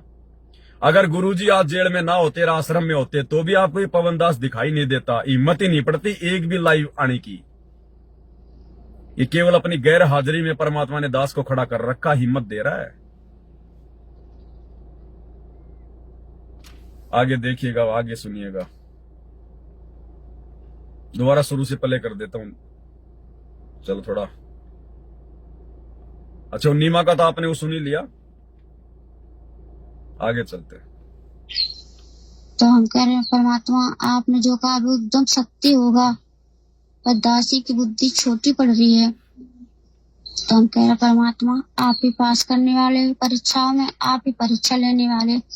जैसे आपने जैन धर्म का आपने सुनाया था कि जैन धर्म के जो प्रवक्ता थे जो, और मान लो अभी तक तो जूली बहन के बच्चा नहीं है, और मान लो अगर आने वाले 6 महीने में उसके कोई संतान हो गई, 1 साल में अगर उसके कोई बच्चा हो गया, फिर क्या कर लोगे तुम? अरे फिर क्या कर लोगे? फिर तुम्हारे कमेंट्स तो हो गए फेल। चलो आज तो उसके संतान नहीं है, और क्या पता उसके हो जाए, कोई बड़ी बात है? परमात्मा की मौज, मालिक दे दे उसको संतान। जरूरी है कि अगर परमात्मा नीरू नीमा को संतान नहीं देगा तो ही वो पार होंगे? समर्थ है वो तो 100 बच्चे पैदा करवा देगा और फिर भी उसको पार कर देगा, वो तो समर्थ है।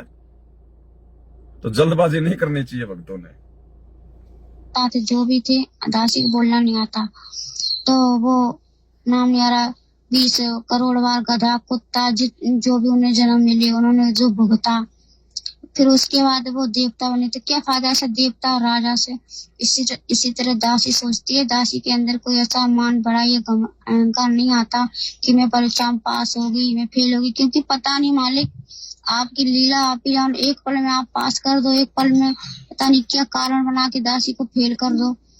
इसलिए दासी की कोई औकात नहीं मालिक, हम तो बस अपने आप को कुतिया समझते हैं। एक गटर की कीड़ी, जो गटर का कीड़ा होता है ना, दलदल में फंसा होता है, बस आपकी इतनी रहम इतनी करम है जो आपने उस दलदल से निकाल के दासी को अपनी शरण में लिया। बस दासी का यही सौभाग्य है, और दासी को कुछ नहीं चाहिए मालिक।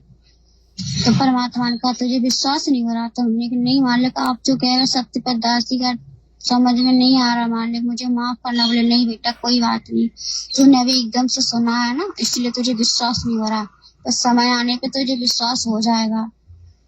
तो फिर परमात्मा ने 600 साल पहले का दिखाया, जब शिशु रूप में आए थे तो मालिक जैसे गोद में खेल रहे थे। जब मैंने दासी ने उधर से देखा तो दासी एकदम से रोने लगी, बहुत रोई, बैठ करके बहुत रोई। दासी की आत्मा एकदम से बिल्कुल भी मन नहीं लगा जब से मैंने देखा सुना।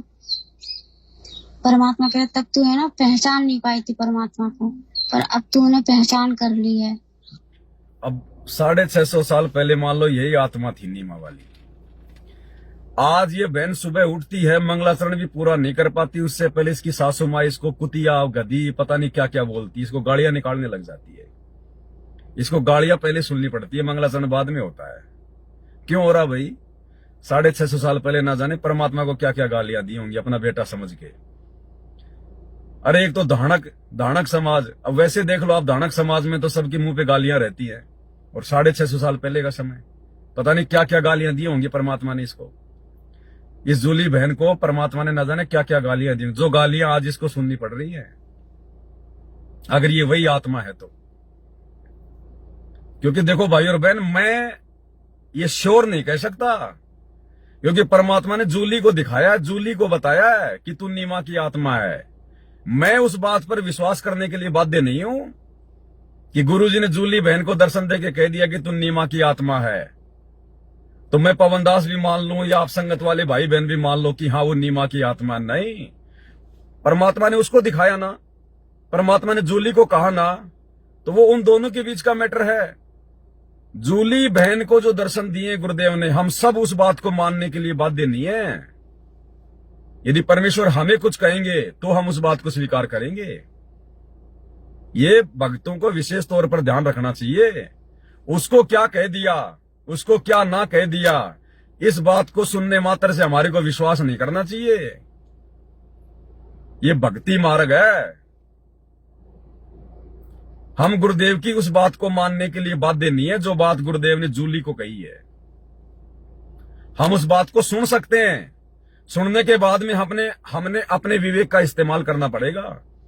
जैसे आज ये परीक्षा का समय चल रहा है और हिसार जेल से जो भी आदेश गुरुदेव के आ रहे हैं, उन आदेशों को हम ज्यों का त्यों मानने के लिए बाध्य नहीं है, क्योंकि परीक्षा का समय है। अंत में हमने अपने बुद्धि विवेक का इस्तेमाल करना पड़ेगा, गुरुदेव के ज्ञान को आधार बनाकर। परीक्षा के समय विद्यार्थी अपने टीचर की हर बात को मानने के लिए बाध्य नहीं होता, विवश नहीं होता, और उस समय गुरु उससे नाराज भी नहीं होता। बाकी दिन जब टीचर उसको पढ़ाता है, उस समय यदि वो टीचर की बात नहीं मानेगा तो टीचर नाराज हो जाएगा। लेकिन एग्जाम के टाइम पे टीचर की ओर से विद्यार्थी फ्री होता है, वो गुरु की बात मानने के लिए बाध्य नहीं होता। एग्जाम में बैठा विद्यार्थी और टीचर कह रहा है कि बेटा ये भारत की राजधानी नई दिल्ली की जगह लिख दे बंबई, वो विद्यार्थी नहीं लिखेगा। एग्जाम के टाइम पे अपने गुरु की बात मानने के लिए बाध्य नहीं है, गुरु के ज्ञान के आधार से ही लिखेगा। तो जूली बहन को परमात्मा क्या कह रहे हैं, मुझ पवन दास को क्या कह रहे हैं, आप जी सुन सकते हैं। सुनने के बाद में जो गुरु जी का ज्ञान आपको स्वीकृति दे कि हाँ ये बात सही है, तो ही आपने स्वीकार करनी है ज्ञान आधार से, हर बात के ऊपर नहीं कि गुरु जी ने कह दिया वो मार्कंडे की आत्मा, वो भीम की आत्मा, वो नीमा की आत्मा। गुरु जी पता नहीं किसको क्या क्या कहेंगे, हमें गुरु जी क्या कह रहे हैं और ज्ञान आधार से क्या उचित है, वही बात भगत को स्वीकार करनी चाहिए। नहीं तो भक्ति मारा गया, धोखा खा जाओगे। फिर इसी हमारी कमजोरी का फायदा उठा के काल हमारे को फैल कर देगा त्रिकुटी पे। फिर ऐसे कोई भगत आके हमारे को कह देगा कि गुरुजी ने मुझे दर्शन दिए थे और गुरुजी ने कहा कि बेटा मैं अभी 2 घंटे बाद आऊंगा, तब तक उस सामने जो बाग है ना, तुम सारे भगत वहां बैठ जाओ। और हम उस भगत के ये सुनने के कारण है, और यदि हम उस बाग में जाके बैठ गए और गुरुजी पीछे से उस जगह पे आ गए जहां पे हम पहले खड़े थे, और गुरुजी ने देखा कि भगत तो है ही नहीं यहाँ पे, और गुरुजी लेके विमान सतलोक से ले गए, तो हम तो मर गए फिर भगत की बात पे विश्वास करके।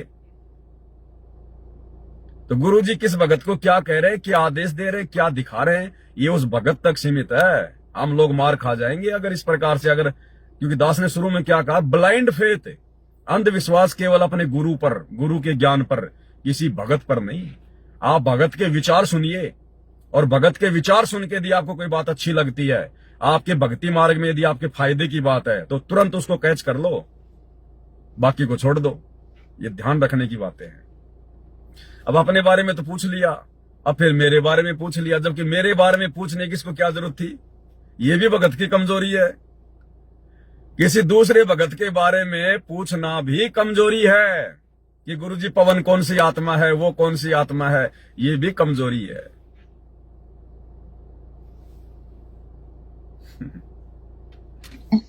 और एक गारंटी है कि तुझे इसी जन्म में हम तुझे सतलोक भेजेंगे। हम गुरुदेव ने क्या कहा कि बेटा मेरी गारंटी है, तुझे इसी जन्म में सतलोक भेजेंगे। ये गारंटी तो बहन जी 650 साल पहले भी दी थी परमात्मा ने। अरे ये परमात्मा जब जब धरती पे आता है हर समय गारंटी देता है। ये परमात्मा सतयुग में भी गारंटी देता था, जो पार होने का समय नहीं था। ये त्रेता में भी गारंटी देता था कि बच्चों भक्ति करो, सतलोक चलेंगे, सारे के सारे विमान में बैठ के चलेंगे। गया एक भी।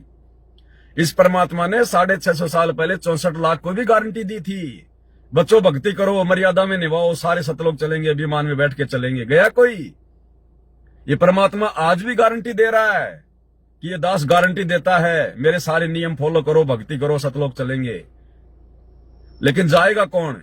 जो इसकी मर्यादा निभाएगा, जो इसके वचन पे चलेगा, जो इसको परमात्मा मानेगा। कुछ नियम भी तो हैं, या खाली ऐसे गारंटी दे दी और ले जाएगा परमात्मा? फिर क्यों भटक रहे हैं? फिर सतयुग से भगवान गारंटी देता आ रहा, आप और हमें, फिर क्यों रह गए भाई? क्यों रह गए? तो गारंटी तो परमात्मा हर समय देता है। अब ठीक है बहन, जूली बहन को परमात्मा ने दे दी गारंटी कि बेटा गारंटी है, तेरे को इसी जन्म में सतलोक लेके जाऊंगा। और ये कल को अगर भक्ति छोड़ के बैठ गई घर पे, तो किसको ले जाएंगे गुरुजी? अगर कल को ये भक्ति छोड़ के बैठ गई, या कोई और देवी देवताओं की पूजा करने लग गई, या कोई मर्यादा तोड़ दी, गुरु के प्रति मन में दोष आ गया, क्योंकि है तो जीव ही, भगवान तो है नहीं। जैसे ही सावधानी हटी, दुर्घटना घटी, मर्यादा टूटेगी, काल सिर पे बैठ जाएगा, फिर किसको ले जाएंगे गुरुजी सतलोक में? तो गुरुजी गारंटी देता है। गुरुजी के द्वारा गारंटी देने का मतलब ये होता है कि यदि आप मेरे द्वारा बताई गई सारी मर्यादाएं निभाओगे, भक्ति पूर्ण करोगे, सभी मंत्रों का जाप करोगे, विधि विधान से सारे काम करोगे जो मैंने बताए, और अंत तक भक्ति मार्ग पर लगे रहोगे, मेरे अलावा किसी और में आस्था नहीं रखोगे, तो मैं आपको सतलोक ले जाऊंगा। गारंटी का मतलब ये होता है। अब एक 10 रुपए का नोट है, उस पे लिखा होता है, मैं धारक को 10 रुपए अदा करने का वचन देता हूं। यानी वो नोट कह रहा है कि मेरी औकात जो है वो 10 रुपए की है। 10 रुपए तक तू कोई भी सामान मेरे को देके तू दुकानदार से ले सकता है। बात सही है। अब कोई उस नोट का एक कूणा फाड़ दे, अब उस 10 रुपए के नोट का यदि कोई कूणा फाड़ दे, तो है क्या उसकी 10 रुपए की औकात? वो दुकानदार ले लेगा क्या 10 रुपए के नोट को? जबकि वो कूणा भी ले जाओ और नोट भी ले जाओ और दोनों टुकड़े पकड़ाओ कि भाई साहब लो ये 10 रुपए का नोट, वो दुकानदार फेंक देगा कि ले जाए तो फट गया।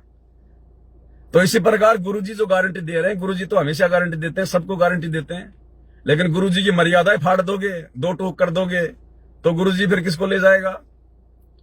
तो इस प्रकार की बातें सुन के भी भक्तों ने भ्रमित नहीं होना चाहिए कि जूली बहन का तो पक्का नंबर है भाई, फिर जूली बहन से बातचीत करने लग जाएं, हे बहन गुरुजी ने और कुछ कहा क्या है, ये सोचकर कि गुरुजी ने इसको गारंटी दी है, हो सकता है मैं इसके संपर्क में रहूंगी तो गुरुजी मुझे भी सतलोक ले जाएं। जैसे वर्तमान में इस सतलोक आश्रमों से जुड़े हुए भाई बहन भक्ति तो करते नहीं, मन मर्यादा में रहते नहीं, और गुरुजी के बेटा बेटी की चापलूसी करते हैं, कोऑर्डिनेटरों की चापलूसी करते हैं, ये सोचते हैं कि बस इनके साथ गुरुजी हमारे को भी ले जाएंगे। तो ये कमजोरी है भगत की, ध्यान रखना इन बातों का। हम कह रहे परमात्मा आप जानो, आपकी लीला है, हम कुछ नहीं कह सकते मालिक। तो हम कह रहे परमात्मा पवन भैया कौन है? तो परमात्मा कह रहे पवन भैया है ना, वो यहाँ की आत्मा नहीं, वो सतलोक से आई हुई आत्मा, विशेष आत्मा है। उसे हमने यहाँ पे भगत की भूमिका के लिए उतारा है। वो भगत की भूमिका करके दिखा रहा है कि भगत कैसा होना चाहिए, भगत का स्वभाव कैसा होना चाहिए। जैसे आपके गुरुजी एक भगत की भूमिका कर रहे हैं ना, तो हम कह रहे हाँ मालिक कर रहे ना, तो भगत के लक्षण ऐसे होने चाहिए। और जो तू है ना, तूने बचपन से सिर्फ मार खाई है। अब मेरे बारे में पूछा कि गुरुजी पवन दास कौन आत्मा है। अब पहली बात तो एक भगत के द्वारा किसी और के बारे में पूछना उसकी कमजोरी है, ये ध्यान रखना। आने वाले समय में ये गलतियां हम ना कर दें आगे आने वाले समय में कभी। परमात्मा इसलिए पहले लाइव वीडियो बनवा रहे हैं, सारी बातें सारे संदेश से पहुंचवा रहे हैं। किसी और भगत के बारे में उसकी जन्म कुंडली ना पूछना गुरुदेव भगवान से कभी भी। और गुरुदेव भगवान ने अगर ये कह दिया होता कि बेटा ये पवन दास जो है ना, ये पिछले जन्म में ये नीरू था और ये तेरा जो है मतलब ये पति था, उस बहन के अंदर फिर वो पता नहीं क्या क्या विचार उठने लग जाएंगे मेरे प्रति। काम बिगड़ गया ना, काम बिगड़ गया ना। अगर गुरुजी कह दे बेटा ये जो पवन था ये जो है ये नूर अली था और ये तेरा हस्बैंड था, अब फिर न जाने इस बहन के दिमाग में मेरे को लेके क्या क्या बातें आएंगी। कभी कोई विषय वासना की बात भी आएगी, कभी और कोई बात आएंगी, मेरे प्रति विशेष उसका लगाव हो जाएगा, क्योंकि हम जीव हैं, हम जीव हैं भाई। तो किसी और के बारे में नहीं पूछना चाहिए बिल्कुल भी भगत ने, और ना अपने बारे में पूछना चाहिए। कभी ये भी गलती ना करना अपने गुरुजी से कि गुरुजी मैं पिछले जन्म में कौन था, गुरुजी मैं किसकी आत्मा थी। तो कभी भी ये नहीं पूछना चाहिए अपने गुरु से। गुरु से ज्ञान जो लीजिए शीश दीजिए ज्ञान, बहुतक बंधु बह गए राख जीव अभिमान। गुरु से केवल ज्ञान की बात लेनी चाहिए, गुरु से केवल ज्ञान लेना चाहिए। ये फालतू की बातें, फालतू की बकवादें, मैं पिछले जन्म में कौन था क्या नहीं था, ये बातें भक्ति मार्ग में जायज नहीं है। तो जूली बहन को मेरे बारे में नहीं पूछना चाहिए था, ये उसकी गलती है। परमात्मा को दंडित करके उसको क्षमा याचना मांगनी चाहिए, और हम सबके लिए शिक्षा है आने वाले समय में। अब गुरुदेव कह रहे हैं बेटा ये पवन यहाँ की आत्मा नहीं है, तो कहां की आत्मा हूं भाई मैं, कहां की आत्मा हूं? अरे यही तो बैठा हूं तुम्हारे सामने लाइव आ रहा, और कहां की आत्मा हूं मैं? ये सतलोक से आई हुई आत्मा है। तो तुम लोग कहां से आए थे भाई? अरे तुम लोग कोई सतलोक है जहां से आए थे? यहां तो गधे कुत्ते सुअर सारे सतलोक से आए हुए हैं। अगर पवन भी अगर सतलोक से आया है तो आए तो जितने भी 21 ब्रह्मांड में भाई बहन गधे कुत्ते सुअर हैं, देवी देवता ब्रह्मा विष्णु महेश हैं, जितने भी आत्मा है ये सतलोक से तो आए हैं। तो गुरुदेव ने अगर ये कह दिया कि पवन यहाँ का आत्मा नहीं है बेटा, ये सतलोक से आई हुई आत्मा है, तो आप लोगों ने विचार करना चाहिए फिर आप कौन से पाताल लोक से आए थे? अरे आप भाई बहन भी तो सतलोक से आए थे। मेरे को अगर गुरुजी अब लेके आए तो आप लोगों को बहुत समय पहले डाल दिया होगा नीचे। और भाई और बहनों दूसरी बात, दास कोई सतलोक वतलोक की आत्मा नहीं है, ये तो परमात्मा क्या है ना। अब मेरी भी तो परीक्षा लेगा भगवान, मेरी भी तो परीक्षा लेगा कि ये बात सुन के उस पवन दास के मन में क्या, उसके भी देखे तोते उड़ते हैं क्या, उसके भी होश उड़ते हैं क्या, पवन दास की भी, उसकी भी सांसें ऊपर की ऊपर नीचे की नीचे रहती हैं क्या? तो दास को इन बातों से कोई फर्क नहीं पड़ता। मेरे को तो संगत में ऐसे ऐसे मूर्ख हैं, मेरे को तो साहिब कहते हैं, मेरे को तो भगवान कहते हैं, पता नहीं क्या क्या बोलते हैं। एक हरियाणा की बहन थी, साथ संगति से जुड़ी थी, फिर 2022 की परीक्षा में जब मैं जेल गया तो वो छोड़ छाड़ के भाग गई। बोले भगत जी आप, गुरु जी आपके अंदर ही बैठे हैं। भगत जी आप तो बिल्कुल मेरे को गुरु जी नजर आते हो, मेरे को आप जी कबीर साहिब नजर आते हो। तो मेरे साथ तो बहुत ऐसे ऐसे मूर्खों का पाला पड़ता है। तो मैं तो बहन जी उन बातों को सुन के कभी डगमग नहीं हुआ, जिन्होंने मेरे को भगवान ही बता दिया, संत रामपाल जी बता दिया मेरे को, तो बता फिर एक आत्मा सुन के मैं कहां से डामाडोल हो जाऊंगा। हम सभी भाई बहन सतलोक से आए हुए हैं, और जो आत्मा सतलोक से आती है ना भाई और बहनों, डायरेक्ट जो आत्मा सतलोक से आती है, उस आत्मा के फिर ये लक्षण नहीं होते जो मेरे साथ हो रहे हैं। वो परमात्मा उस आत्मा को फिर यहां पर जो है गंदा नहीं होने देते। हाँ, सतलोक से विशेष आत्मा आई थी काशी के भंडारे में, जिनके पैर भी जमीन पे नहीं टिकने दिए परमात्मा ने। वो 9 लाख बैल और 9 लाख सेवादार जो सतलोक से आए थे ना, वो थी आत्मा, सतलोक से आई हुई आत्मा भगत। परमात्मा ने इस गंदे लोक में जमीन पे उनके पैर भी नहीं टिकने दिए, 1 फुट ऊपर थे उनके पैर, क्योंकि इस गंदे लोक में तो जमीन पर पैर रखते पाप शुरू हो जाते हैं। अब ये दास तो भाई कितने अरबों खरबों अपने पैर रख चुका है इस धरती पे, ठुकाई पिटाई मेरी हो चुकी, सारे काम मेरे साथ हो चुके। अब सतलोक वाली आत्मा का ऐसा क्या संस्कार है भाई, जो ये मैनेजमेंट वाले आके उसको ठोकेंगे, उसको पीटेंगे, उसको मारने का प्रयास करेंगे। तो दास कोई सतलोक वतलोक की आत्मा नहीं है, परमात्मा भगतों की परीक्षा लेता है। क्योंकि मैं भी भगत हूं, मेरी भी परमात्मा परीक्षा लेगा कि बेटा तू जैसे गुब्बारे की तरह फूलता है कि नहीं फूलता है। ये बात सुन के पवन के मन में कोई अहंकार आता है कि नहीं आता है, तो ये मेरी भी परीक्षा है। हम सब सतलोक की आत्मा है, कोई पाताल लोक से नहीं आए थे, सब सतलोक से। हाँ, इतना जरूर है, परमात्मा ने संकेत किया है, हिसार जेल से जो 9 पेज का लेटर आया है, उसमें परमात्मा ने ये बात जरूर कही है कि मैं पवन दास और जो गुरु जी का छोटा भाई है जो कलयुगी महेंद्र दास, ये दोनों आत्माएं परमात्मा के किसी जन्म में जो है ये परम भगत रहे हैं।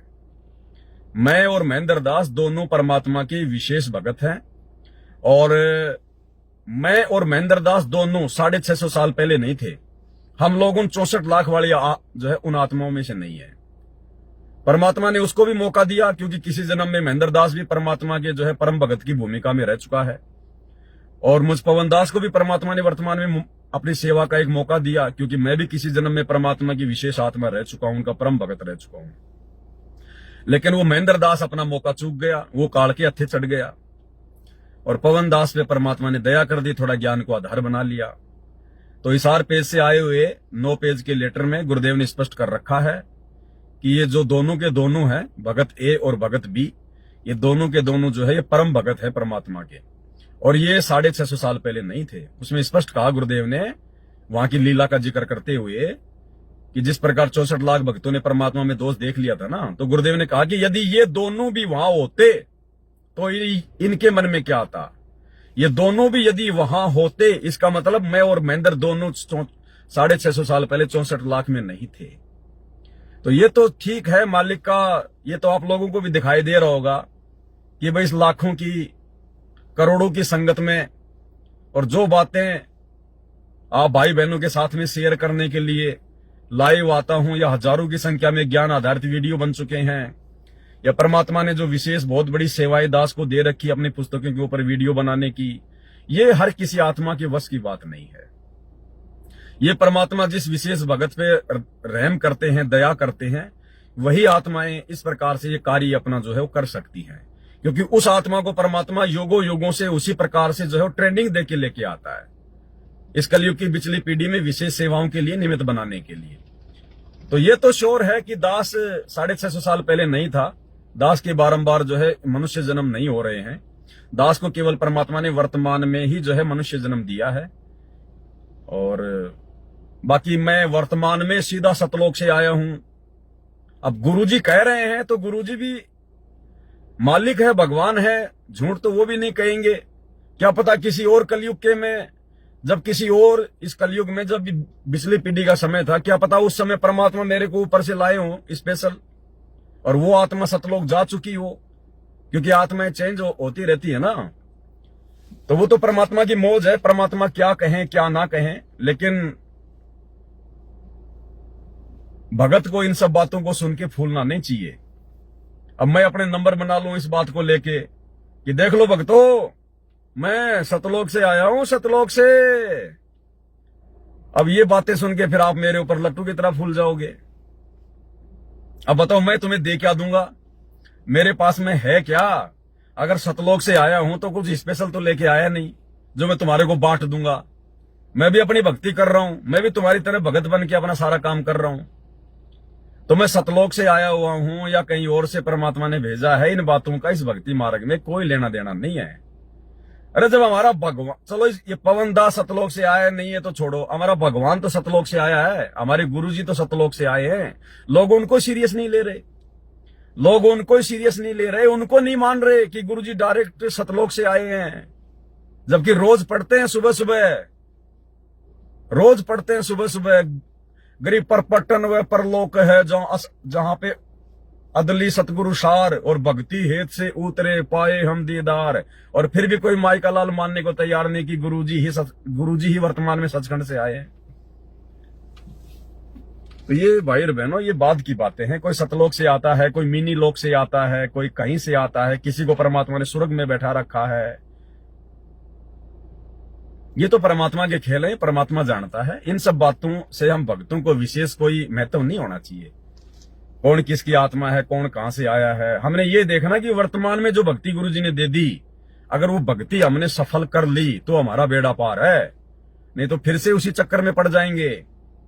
फिर ना जाने कितने नीमा के जन्म भोगने पड़ेंगे, कितने राजा हरिश्चंद्र के जन्म भोगने पड़ेंगे, कितने गधे कुत्ते सुअर के जन्म भोगने पड़ेंगे। फिर अगर उन पिछले जन्मों को लेके अगर मन में अहंकार आ गया तो भाई और बहनों, ये भक्ति मार्ग है, परमात्मा धरती पे प्रकट है। और इस भक्ति मार्ग का एक ही सरदार है, एक ही कैप्टन है, केवल सतगुरु रामपाल जी भगवान। यदि हमने उसके आसपास भी किसी भगत को देख लिया तो भी हम इस भक्ति मार्ग पर मार खा जाएंगे।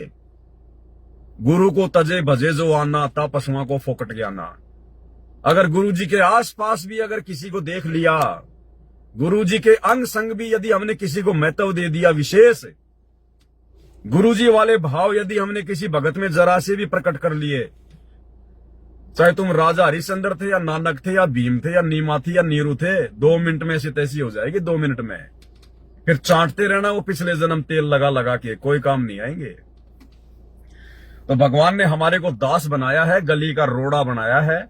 जानबूझ के गुरुदेव ने हम सबकी परिस्थिति ऐसी पैदा कर दी कि हम ज्यादा गुब्बारे की तरह ना फूलें, हम ज्यादा जो है मतलब कि बकवादों की तरफ ध्यान ना दें। मुश्किल से हमारा भरण पोषण हो, हमारी आवश्यकताओं की पूर्ति हो, अपना धंधा करें, बाकी समय अपनी भक्ति में दें। परमात्मा ने हमें इस स्थिति में लाके जानबूझ के खड़ा किया है। तो भगत को अहंकार नहीं। अब गुरु जी ने क्या कहा, अहंकार का भगवान का तो खड़ा एक्सीडेंट है, खड़ा एक्सीडेंट। बताइए, अभी जो कमाल बोध का जो सारांश है, जो कल चलेगा लाइव वीडियो रात्रि 8 बजे कल, उस कमाल ने अहंकार ही तो किया था और अहंकार परमात्मा ने उसका तोड़ा, लेकिन फिर भी नहीं टूटा। वो बोला, गुरुदेव मेरे से बढ़ के आपका कोई सेवक नहीं है। गुरु जी के सामने बोल दिया उसने कि मेरे से बढ़कर आपका कोई सेवक नहीं है संगत में। परमात्मा ले गए उसको नीरू वहां पे नेकी और सम्मन के घर पे, और जब देखा उसने वहां पर तोते उड़ गए उसके कि मैं तो आपके सेवकों की चरणों की धूल के बराबर भी नहीं हूं। सब कुछ देखकर भी गुरुदेव ने उसमें लिखा है कि उस नालायक का अभिमान फिर भी नहीं गया और वो अभिमान उसको ले डूबा। यह अभिमान बहुत भयंकर चीज है भाई। राज त्यागना सहज है, सहज नारी का ने, मान बढ़ाई ईर्ष्या दुर्लभ तजनाई। तो देखो परमात्मा, थोड़ा और सुन लेते हैं आगे क्या ऑडियो है बहन की ओर। तो मालिक जैसे गोद में खेल रहा था, जब मैंने दासी ने उधर से देखा तो दासी एकदम से रोने लगी, बहुत रोई, बैठ करके बहुत रोई। दासी की आत्मा एकदम से बिल्कुल भी मन नहीं लगा। जब से मैंने देखा सुना, परमात्मा कह रहा तब तू है ना पहचान नहीं पाई थी परमात्मा को, पर अब तू उन्हें पहचान कर ली है और एक गारंटी है कि तुझे इसी जन्म में हम तुझे सतलोक भेजेंगे। हम कह रहे परमात्मा आप जानो, आपकी लीला है, हम कुछ नहीं कह सकते मालिक। तो हम कह रहे परमात्मा पवन भैया कौन है? तो परमात्मा कह रहे पवन भैया है ना, वो यहाँ की आत्मा नहीं, वो सतलोक से आई हुई आत्मा, विशेष आत्मा है। उसे हमने यहाँ पे भगत की भूमिका के लिए उतारा है। वो भगत की भूमिका करके दिखा रहा है कि भगत यहाँ हमने पवन को एक भगत की भूमिका के लिए नीचे उतारा है। वो एक भगत की भूमिका तुम लोगों को दिखा रहा है कि एक भगत कैसा होना चाहिए, गुरुजी के प्रति कितना विश्वास होना चाहिए, कैसा भाव होना चाहिए। ये तो ठीक है, मालिक की दया है। गुरुजी के दया के बिना दास इतना संघर्ष पिछले 10 वर्षों में इस भक्ति मार्ग पर नहीं कर सकता। कोई नहीं कर सकता। दास की क्या, कोई भी किसी की औकात नहीं है कि जिस गुरु के लिए हमने अपना सब कुछ छोड़ दिया, घर, अपना परिवार, अपने रिश्तेदार, अपनी नौकरी, पैसा, ऐशो आराम सब त्याग दिए, और वो भगवान आपके ऊपर, वो गुरु आपके ऊपर 420 का मुकदमा कर रहा है, आपको गुरुद्रोही कर रहा है, और फिर भी आप उसी के जो हमल के चरणों को कुत्ते की तरह चाट रहे हैं सुबह शाम दिन रात है। तो ये विशेष मेहर गुरुजी के बिना नहीं हो सकती है। लेकिन संकेत क्या है ये भी ध्यान दो। गुरुदेव दोनों तरफ की बातें करते हैं। सिक्के के दो पहलू होते हैं कि बेटा हमने उसको एक भगत की भूमिका के लिए जो है हमने उसको नीचे उतारा है। ठीक है, भक्तों ने अपने गुरु भाई बहनों से भी जो है मतलब की शिक्षा लेनी चाहिए। अगर कोई अच्छा भक्ति मार्ग में कोई चल रहा है तो हमने उससे शिक्षा लेनी चाहिए। लेकिन अंत में हमने ब्लाइंड फेथ केवल अपने गुरुजी पे ही करना पड़ेगा। अपने गुरुजी के भगत वाले जीवन को देखकर अधिक चलना पड़ेगा। ठीक है, संगत में कोई भगत अच्छा भगत है, अच्छी उसकी रहनी करनी, अच्छा उसका बोलचाल है, तो हम भी प्रयास करें कि भाई हम भी इस भगत के जैसे बने। हमारे अंदर भी अच्छे विचार जो इस भगत में हैं हमारे अंदर आने चाहिए। लेकिन वो भी नहीं चलेगा, क्या पता वो भगत कल को फेल हो गया। तो भगत का जीवन भी सतगुरु से बढ़कर कोई भी निभा के नहीं दिखा सकता। एक भगत की भूमिका भी सतगुरु के अलावा कोई दूसरा जो है वो परफेक्ट नहीं कर सकता। साहिब से सतगुरु भय, सतगुरु से भय साध, ये तीनों अंग एक हैं, गति कुछ अगम अगाध। साहिब से सतगुरु भय, सतगुरु से भय संत, और धर धर वेख विशाल अंग खेल आदि और अंत।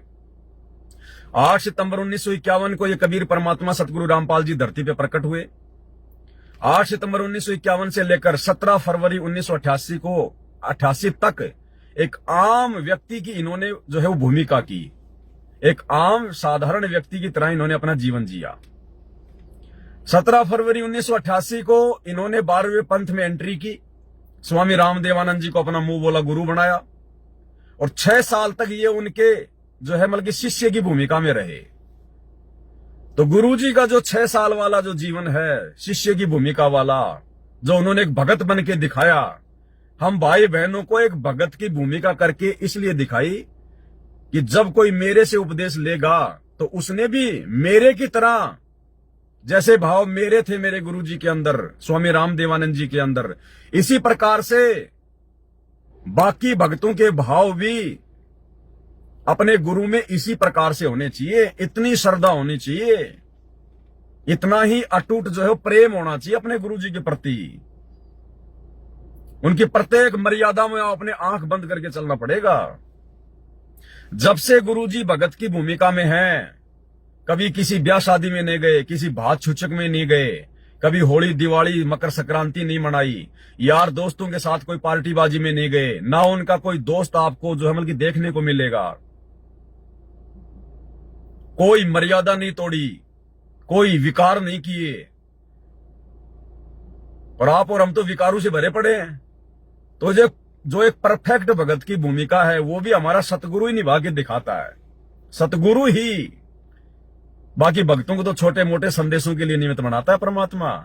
इस पवन दास के भगत वाले जीवन को देख के नहीं चलना। हाँ, जो तुम्हें अच्छाई दिखाई दे वो तो, अब अच्छाई तो भगत को चाहे जो मतलब कि गधे में मिल जाए वो भी जो है ले लेनी चाहिए। लेकिन आप मुझे पवन भगत वाले जीवन को ही देख के आप जी अपने जीवन को डालोगे, मार खा जाओगे। क्या पता मैं आपके सामने तो बहुत अच्छा भगत दिखाई देता हूं, और क्या पता आपके पीछे से मैं क्या कर रहा हूं। अभी लाइव में आ रहा हूं, आपको बहुत अच्छा भगत दिखाई दे रहा हूं, और लाइव काटते क्या पता मैं जेब से निकाल के रजनीगंधा खा लूं। तो आप मेरे से क्या शिक्षा लोगे, क्या सीखने को मिलेगा, क्या जानते हो आप मेरे के बारे में। लेकिन आप अपने गुरुजी के बारे में सब कुछ जानते हो। आपको पता है कि वो परमात्मा है, वो शुद्ध सोना है, वो 24 कैरेट शुद्ध सोना है। वो कभी सौपन में भी विषय विकारों के आसपास नहीं है, वो बुराइयों के आसपास नहीं है। तो अपने गुरुजी के भगत वाले जीवन को देख कर ये हमने भगत बनना है, किसी भगत के भगत वाले जीवन को देख के नहीं। अब गुरुजी ने एक तरफ तो ये कह दिया कि बेटा मैंने उसको संगत में, इसलिए मैंने उसको सतलोक से नीचे उतारा है ताकि लोग उसको देखें कि भाई एक भगत का अपने गुरुजी के प्रति क्या भाव, क्या विश्वास होना चाहिए, तो वो तो ठीक है, मालिक की दया है। हजारों साल तक जब तक ये गुरुजी का भक्ति मार्ग चलेगा तो ये एग्जाम्पल बन रहे हैं वर्तमान में। आने वाली आत्माएं ये विचार करेंगी कि भाई अगर अपने गुरु पर विश्वास होना चाहिए तो भाई उन साथ संगत वाले भाई बहनों की तरह होना चाहिए जो 24 घंटे गुरुजी की सेवा में, गुरुजी की महिमा में, और गुरुजी ने उनको गुरुद्रोही भी बोल दिया, उनको जेल भी करवा दी, भक्तों ने उनकी पिटाई भी करी, हर प्रकार से उनको संगत से बेदखल कर दिया, फिर भी वो अपने गुरुजी के कुत्ते की तरह जो है वो चरण चाटते रहे। तो ये तो एग्जाम्पल बनेंगे, इसमें तो कोई दो राय नहीं है। लेकिन फिर भी हमने जीवन अपने गुरुजी वाला ही देखना है, भगत वाला।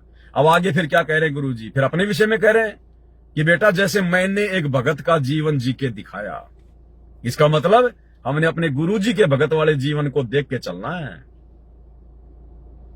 ये सबकी गाली सुनी पर तूने किसी को जवाब नहीं दिया, ना ही किसी को उल्टा सीधा बोला, ना ही किसी के लिए अपने मन में कोई दोष लाई। हम हमेशा हर किसी का भला चाहा और ये लक्षण भगत के होने चाहिए, तभी तो भगत बनेगा। अगर हम उस जैसा उसके साथ बर्ताव करेंगे फिर तो हम में और भगत में क्या फर्क। हम कह रहे हाँ मालिक की आपकी दया है प्रभु, आप ही जानो। तो कह रहे तुझ में लक्षण है। और तो हम कह रहे संगत में एक बहन थी, वो कह रही थी मीरा है की भूमिका करके दिखा रहा कि भगत कैसा होना चाहिए। कुछ नहीं कह सकते मालिक। तो हम कह रहे परमात्मा पवन भैया कौन है? तो परमात्मा कह रहे पवन भैया है ना, वो यहाँ की आत्मा नहीं, वो सतलोक से आई हुई आत्मा, विशेष आत्मा है। उसे हमने यहाँ पे भगत की भूमिका के लिए उतारा है। वो भगत की भूमिका करके दिखा रहा है कि भगत कैसा होना चाहिए, भगत का स्वभाव कैसा होना चाहिए। जैसे आपके गुरुजी एक भगत की भूमिका कर रहे हैं ना, तो हम कह रहे हाँ। जैसे आपके गुरुजी एक भगत की भूमिका कर रहे हैं ना, क्या कह रहे हैं गुरुदेव? पहले तो मेरा नाम ले दिया कि एक भगत ऐसा होना चाहिए जैसे वो पवन कर रहा है, और फिर क्या कह रहे हैं गुरुदेव कि जैसे आपके गुरुजी एक भगत की भूमिका कर रहे हैं ना। जब गुरुजी भगत की भूमिका कर रहा है, भगत का रोल कर रहा है, तो संगत ने अपने गुरु भाई वाले भगत के रोल को देखना है या अपने गुरुजी वाले भगत के रोल को देखना है? अपने गुरुदेव वाले भगत वाले रोल को देख के चलना है। तो ये हर प्रकार से परीक्षा है, एक एक शब्द में परीक्षा है। और दूसरी बात भाई और बहनों, परमात्मा ने जैसे बात कही ना कि भाई पवन को डायरेक्ट वहां से भेजा गया है, ऊपर से आई हुई एक अच्छी आत्मा है तुम लोगों के सामने एक उदाहरण पेश करने के लिए। अब उन आत्माओं के ये लक्षण होते हैं। फिर अब गुरुदेव ने कह दिया, अब मेरा क्या लक्षण है? फिर मैंने ये बात सुन ली, अब मेरा क्या लक्षण है? उस बात को हवा नहीं देना कि मैं ऊपर से आया हुआ हूं, आप लोगों को मैं अपने आप को बड़ा चढ़ा के बताऊं। नहीं, ये दास पिछले आधे घंटे से उस बात के ऊपर अपने आप को नीचा गिरा रहा है, अपने आप को नीचा गिरा रहा है कि सतलोक से आ गए तो क्या हो गया, कौन सी बड़ी बात, हम सभी तो हम सतलोक से आए हैं। और जो सतलोक से आता उसके ये लक्षण नहीं होते। फिर जो काशी के भंडारे में आए थे 9 लाख, उनके तो जमीन पे पैर भी नहीं टिके थे। यानी बहुत सारी बातें कहने का मतलब है, एक सुयोग्य भगत के लक्षण होते हैं कि कोई भी चाहे उसको कितना ही क्यों ना चढ़ाए, कोई भी चाहे उसका गुरु, चाहे जगत वाले, चाहे उसके भगत भाई, उसमें कितनी भी मान बढ़ाई की हवा क्यों ना भरे, उस भगत ने फूलना नहीं चाहिए, अपने आप को पेंचर रखना चाहिए, पेंचर। तो इस दास को इस प्रकार की बातें सुन के, चाहे गुरुदेव भगवान कहें चाहे कोई भगत कहें, मुझे कोई फर्क नहीं पड़ता, रत्ती भर भी मेरे ऊपर कोई फर्क नहीं पड़ता है। मुझे पता है कि वर्तमान में मैं क्या हूं। ठीक है, गुरुदेव ने मेरे ऊपर दया बख्श दी, मान लीजिए मुझे सतलोक से नीचे भेज दिया, लेकिन बेटा जाऊंगा कैसे? जाना तो भक्ति करके पड़ेगा। अगर भक्ति नहीं हुई तो मैं भी फंस जाऊंगा। फिर सतलोक से आने का फायदा क्या हुआ? फिर तो मैं भी पड़ जाऊंगा नीचे। और सतलोक से भी यदि परमात्मा ऐसे समय में किसी आत्मा को डायरेक्ट भेजता है तो भाई और बहनों, मोक्ष प्राप्त आत्माओं को परमात्मा नीचे नहीं भेजता। अभी भी सतलोक में बहुत सारी गंदगी ऐसी होगी जिनके अंदर थोड़ा बहुत कोई दोष आया होगा उस समय, या काल के बाद में हो सकता है थोड़ी बहुत आत्माओं ने थोड़ी बहुत कोई गलती और कर दी हो। जैसे जिन जिन आत्माओं ने काल के ऊपर विश्वास किया और काल के साथ वो तो आ गए, उसके बाद में अक्षर पुरुष ने भी वही नौटंकी शुरू कर दी। उसने तप नहीं किया, लेकिन वो बिल्कुल मायूस रहने लग गया कि वो ज्योति निरंजन तो पता नहीं क्या क्या मौज लूट रहा होगा, और सार नाम का जाप करना शुरू कर दिया। और उसके मन में यह था कि मैं भी कोई अलग से राज्य प्राप्त करूं। तो परमात्मा तो अंतर्यामी है, सबके मन को, दोष को देख के, और अक्षर पुरुष को भी वहां से बाहर निकाल दिया और बहुत सारी असंख्य आत्माओं को निकाल दिया। उन सब के सतलोक से निकलने के बाद क्या पता बहुत सारे निकम्मे मेरे जैसे वहां पर ऐसे भी थे जो कि उस समय तो उनके साथ में जाने को तैयार नहीं हुए, और बाद में क्या पता मन में विचार आ गया हो कि यार क्या पता सच में वो लोग वहां जाके मौज लूट रहे हो। तो मालिक तो अंतर्यामी है, ऐसे कीड़े को रखेगा नहीं सतलोक में। तो क्या पता ये दास या मेरे जैसे और लाखों करोड़ों लोग सतलोक में ऐसे भी रहे हो जो अक्षर पुरुष और काल के सतलोक से निकाले जाने के बाद क्या पता उनके बारे में सोचते हो कि यार कहीं वास्तव में सतलोक से ज्यादा सुख ना हो वहां पे, जैसा वो कहा करते थे ऐसे बनाएंगे ऐसे करेंगे। तो परमात्मा तो जिसके मन में रति भर भी दोष आ गया उनको रखेगा नहीं सतलोक में। तो क्या पता मेरी जैसी आत्मा बहुत सारी है वहां, और उसी आत्मा के उस दोष को पूरा करवाने के लिए, उसकी सजा देने के लिए क्या पता परमात्मा ने मेरे को यहां पर मां के पेट में उस नरक कुंड में भेजा है। और जन्म लेके मैं कौन सा सुखी हूं, हर प्रकार से यहां तो इंसान दुखी होता है। तो क्या पता थोड़ी बहुत मेरी जो कमी रह गई थी उस सतलोक में, क्या पता परमात्मा उसकी सजा देने के लिए मेरे को भेजे हो, और वापस ले जाने के लिए, मेरे शुभ कर्म बनवाने के लिए मेरे को ये सेवा दी हो। और अब यदि मैं इस मौके को खो दूंगा, अगर इस भगवान को ना पहचान के, इसके ज्ञान के ऊपर ना चल के, मर्यादा ना निभा के, अगर मैं इस प्रकार की बातें सुन के अहंकार में आ जाऊं, तो फिर मैं तो और गलती कर बैठूंगा, फिर उस गलती की सजा मेरे को यहीं भोगनी पड़ेगी, फिर मेरा तो बहुत लंबा चक्कर हो जाएगा। तो इसलिए भाई और बहनों, भगत चाहे कोई भी हो, कैसा भी हो, भगत भगत ही होता है। दो कोडी का जीव होता है, उसकी कोई औकात नहीं होती, गंदी नाली के कीड़े के समान होता है। और परमात्मा परमात्मा होता है, गुरु भगवान ही होता है, शुद्ध 24 कैरेट होता है। तो भगत ने तो भक्ति मार्ग पर के अपने गुरुजी को आधार बनाना है, अपने गुरुजी के ज्ञान को आधार बनाना है। भगत अगर कोई सोने का बन के भी परमात्मा किसी को खड़ा कर दे, भगत को सोने का बना के, तो भी हमने उसकी तरफ विशेष ध्यान से नहीं देखना। ये होते हैं सतलोक जाने वाली आत्माओं के लक्षण।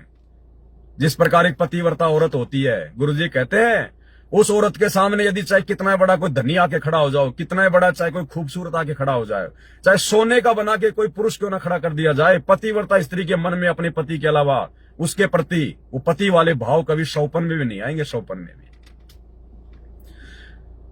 तो इसका निष्कर्ष ये है भाई और बहनों, इस 6 मिनट की ऑडियो का जो जूली बहन को परमात्मा ने दिखाया, तो हमने जूली बहन के ऊपर विशेष ध्यान देने की जरूरत नहीं है, पवन दास के ऊपर विशेष ध्यान देने की जरूरत नहीं है, जूली बहन के ऊपर आस्था करने की जरूरत नहीं है, मुझ 2 कोडी के जीव पे आस्था करने की जरूरत नहीं है। ये परमात्मा विशेष दया हमको निमित्त बना के आप भाई बहनों पे कर रहे हैं, क्योंकि आप उनकी विशेष आत्मा है, आप उनकी विशेष आत्मा है। आप आत्माओं को घर बैठे बैठे परमात्मा संदेशे भिजवा रहे हैं, हमको तो फिर भी सेवा दे रखी है। आप लोगों को तो परमात्मा इतना भी जो है वो कष्ट नहीं दे रहे कि आपको 2-2 घंटे बोलना पड़े, 3-3 घंटे बोलना पड़े, रात के 4-4 बजे तक आप जी को जो हमल की जागना पड़े।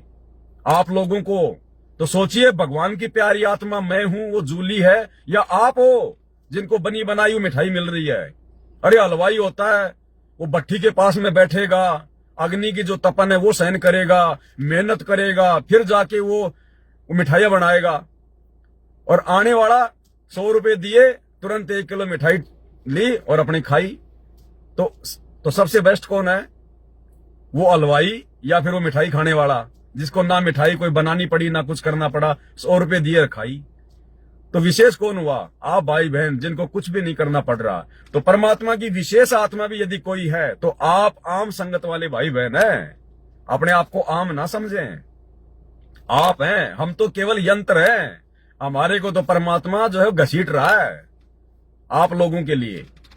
तो अपने गुरुजी के प्रति समर्पित रहो, अपने गुरुजी के प्रति। अब दास ने तो गालियां खाई, लठ खाए, जेल सही है, अभी भी जो है तारीखों के ऊपर जाना पड़ता है, धक्के खाने पड़ते हैं। और आप क्या कर रहे हो, आपके ऊपर गुरुजी ने मुकदमा किया क्या, आपको कुछ करना पड़ा क्या, कोई लठ खाने पड़े क्या?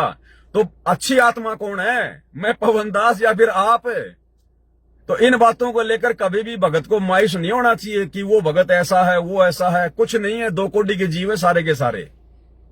अपने गुरुजी के प्रति अंधे हो जाओ, गुरुजी के ज्ञान के प्रति अंधे हो जाओ। अंत में यदि कोई एकमात्र वस्तु काम आएगी तो गुरुजी काम आएगा, गुरुजी का ज्ञान, गुरुजी की भक्ति। भगत आपका हमेशा का साथी नहीं है ना। अभी दास को तो निमित्त बना रखा, वरना बताओ कौन सा भगत आपके काम आ रहा है। इस लाखों करोड़ों की संगत में एक भी भगत बता दो जो आपके काम आ रहा है, जो आपके भक्ति मार्ग में आपकी सहायता कर रहा है, आपको ज्ञान आधार से कोई बातें बता रहा है। ठीक है, साथ संगत में बहुत सारे भाई बहन है जो अपना प्रयास कर रहे हैं मालिक के आशीर्वाद से, उन पे भी गुरु जी का आशीर्वाद है, वो भी गुरु जी के आशीर्वाद से बोल रहे हैं, नहीं तो बोल नहीं पाता ऐसे जीव। इस मैनेजमेंट में बुलवा के दिखा दो ना। हाँ, फालतू की वीडियो तो ये दिन रात बना देंगी, एक साइड में वो पंडित खड़े कर देंगे भक्तों को बना के, एक साइड में भगत बना देंगे, लेके 1.5 फुट का डंडा कभी उसके मुंह में देंगे कभी उसके मुंह में देंगे। तो ये ड्रामेबाजी तो बहुत कर लेंगे, लेकिन भगत के अंदर जिन बातों से दृढ़ता पैदा हो, विश्वास पैदा हो, सावधानी भगत कहां कहां बरते, ये बातें हर कोई नहीं बता पाएगा। तो निष्कर्ष यही है, 6 मिनट की ऑडियो के ऊपर 1.5 घंटा हो गया है।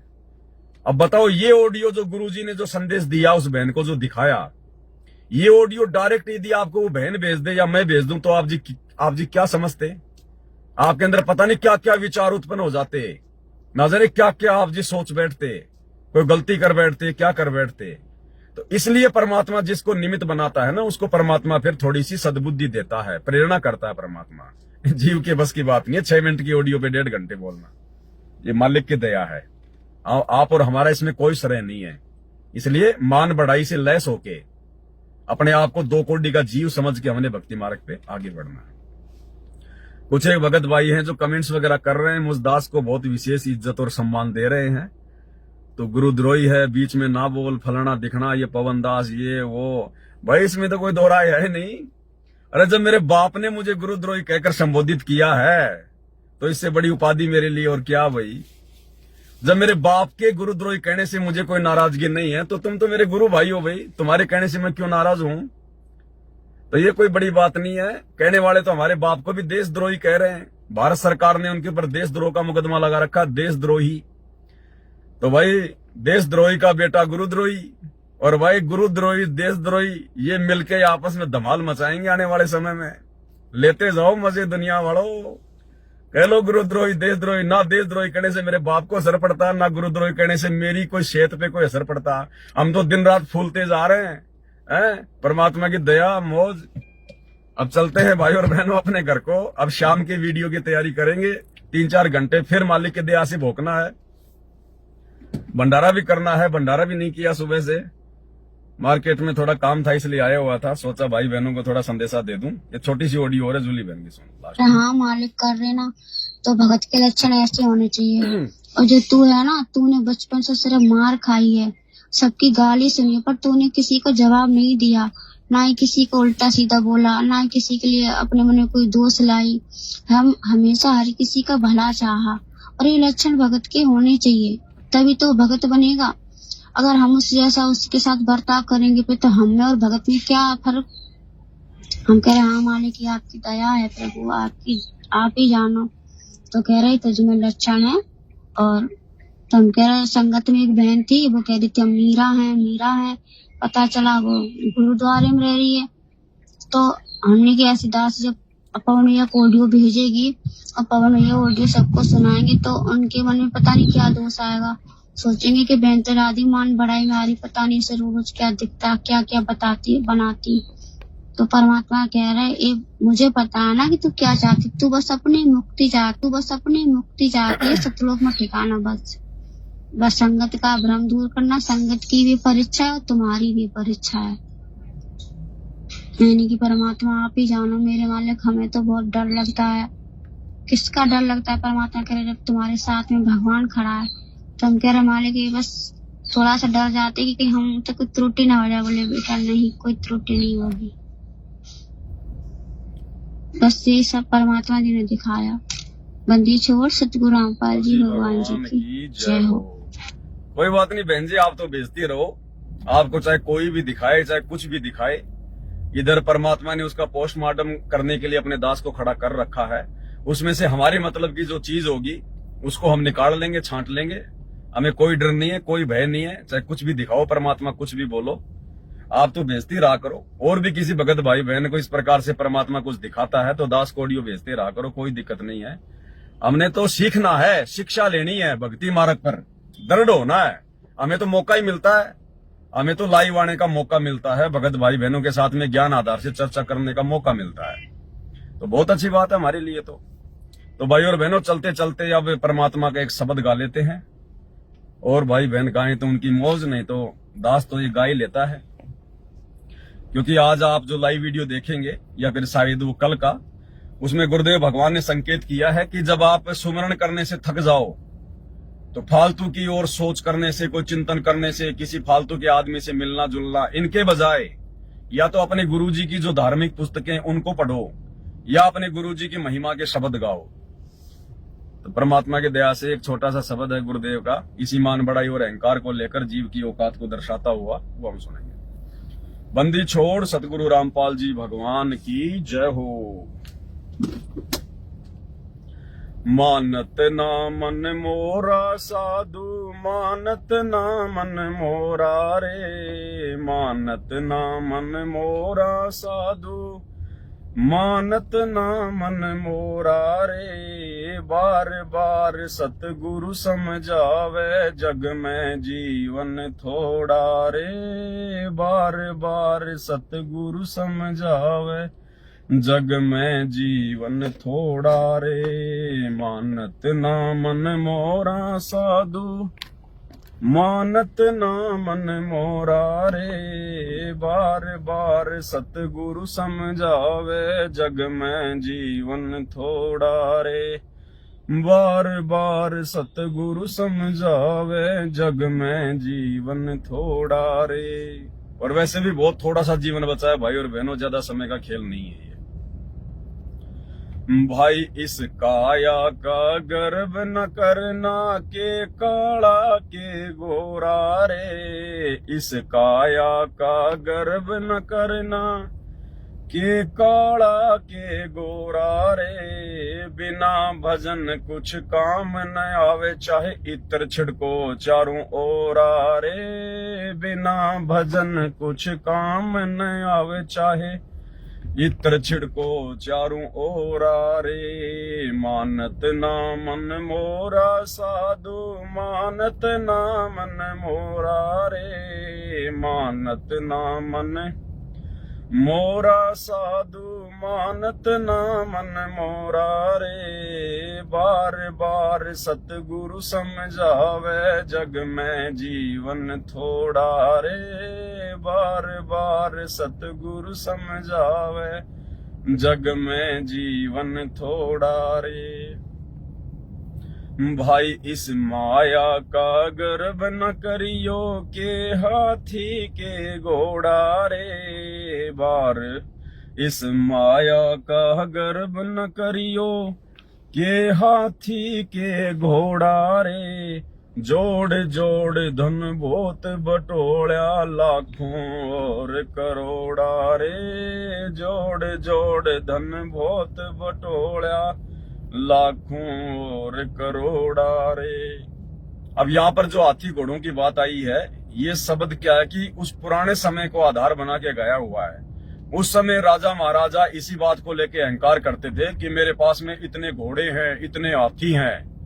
अब वर्तमान में हाथी घोड़ा जो राजा महाराजों की सवारी हुआ करता था, वर्तमान में ये बड़ी बड़ी गाड़ियां आ गई, लग्जरी गाड़ियां आ गई।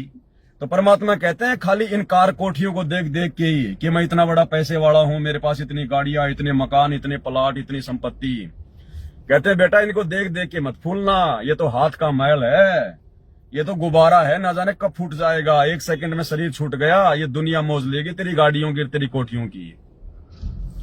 इसलिए परमात्मा कहते हैं भाई इस माया का गर्व न करियो, के हाथी के घोड़ा रे। इस माया का गर्व न करियो, के हाथी के घोड़ा रे। जोड़ जोड़ धन बहुत बटोड़ा, लाखों और करोड़ा रे।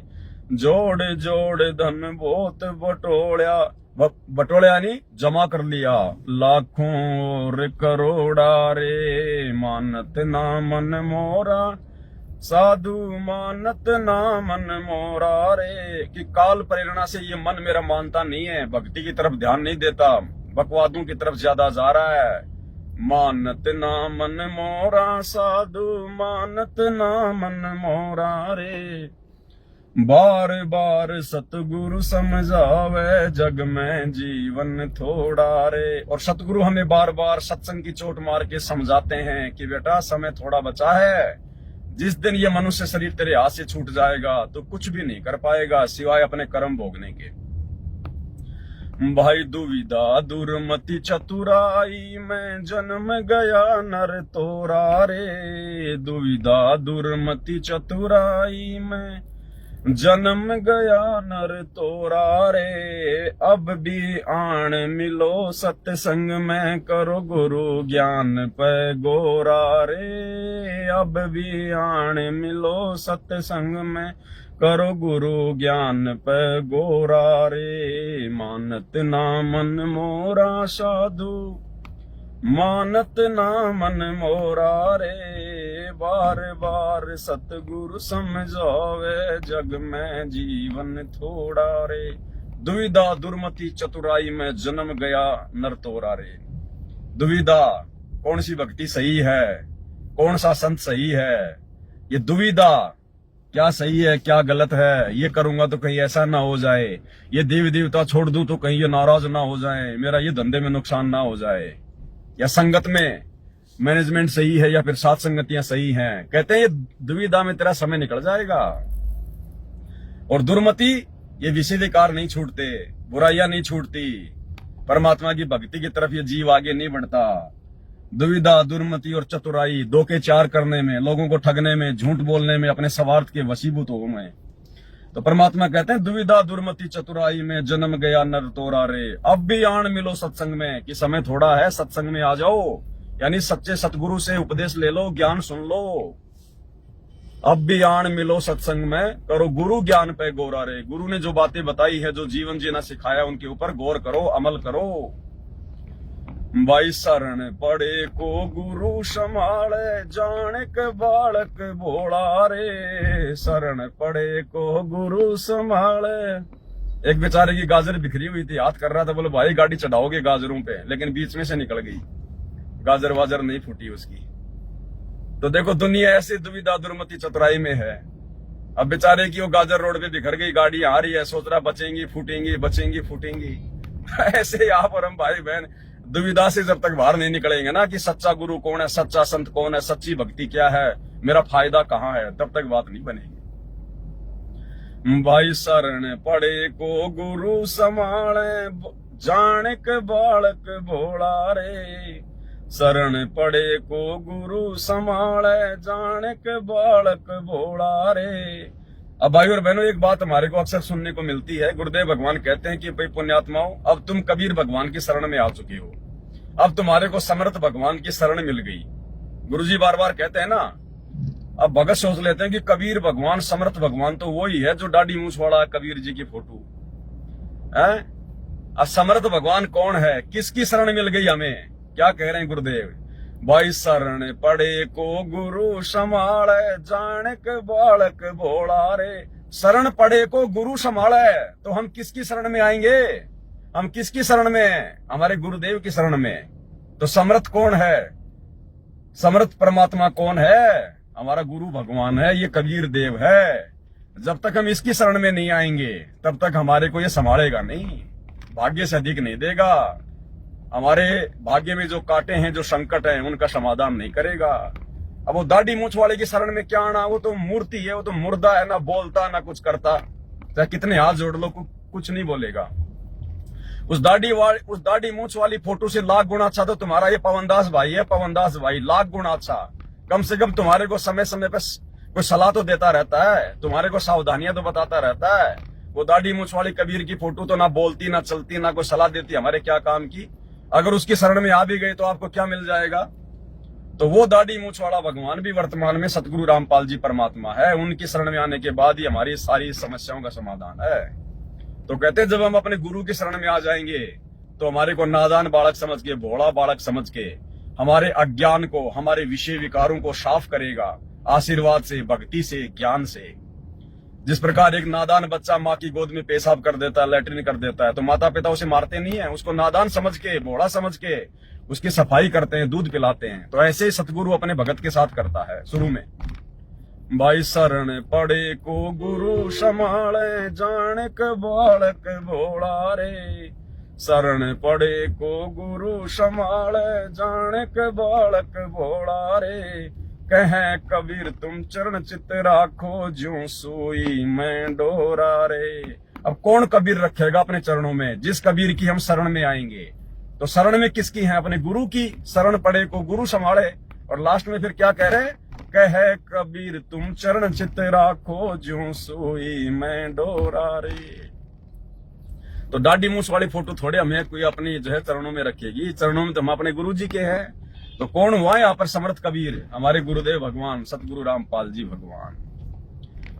तो दया भाई और बहनों परमात्मा की, जितनी परमात्मा सद्बुद्धि देंगे, और सद्बुद्धि भी भगवान उसी समय तक देंगे जब तक हम मर्यादा में रहेंगे, गुरु के प्रति वफादार रहेंगे। भाई मालिक अपने कुत्ते को रोटी उसी समय तक डालता है जब तक वो कुत्ता मालिक के प्रति नहीं भोगता, और जो जिम्मेदारी है, जो चौकीदारी है, वो वफादारी जो पूरी निभाता है। नहीं तो भैया वो कुत्ता चाहे बाहर का हो, चाहे इंडिया का हो, चाहे लंदन का हो, 2 मिनट में पकड़ के कान घर से बाहर कर देता है मालिक। तो जो कुत्ता है ना, जब तक वो वफादार बन के रहेगा तभी तक मालिक को प्यारा है, तभी तक मालिक उसको टूक फेंकता रहेगा। तो हमने अपने गुरुदेव भगवान का वफादार जो है कुत्ता बन के उनके चरणों में जो है वो पड़े रहना, ताकि मालिक हमारे को ज्ञान का, भक्ति का, सेवा का टूक फेंकता रहे। तो वीडियो को भाई और बहनों समाप्त करते हैं, नहीं फिर रात को लाइव चलेगा, फिर भाई बहन देख नहीं पाओगे। 3 घंटे का लाइव है, कल का लाइव भी 3 घंटे का है। दोनों वीडियो बहुत ज्यादा विशेष है, महत्वपूर्ण है। तो दास वीडियो को दी एंड करता है मालिक के आशीर्वाद से। बंदी छोड़ सतगुरु रामपाल जी भगवान की जय हो।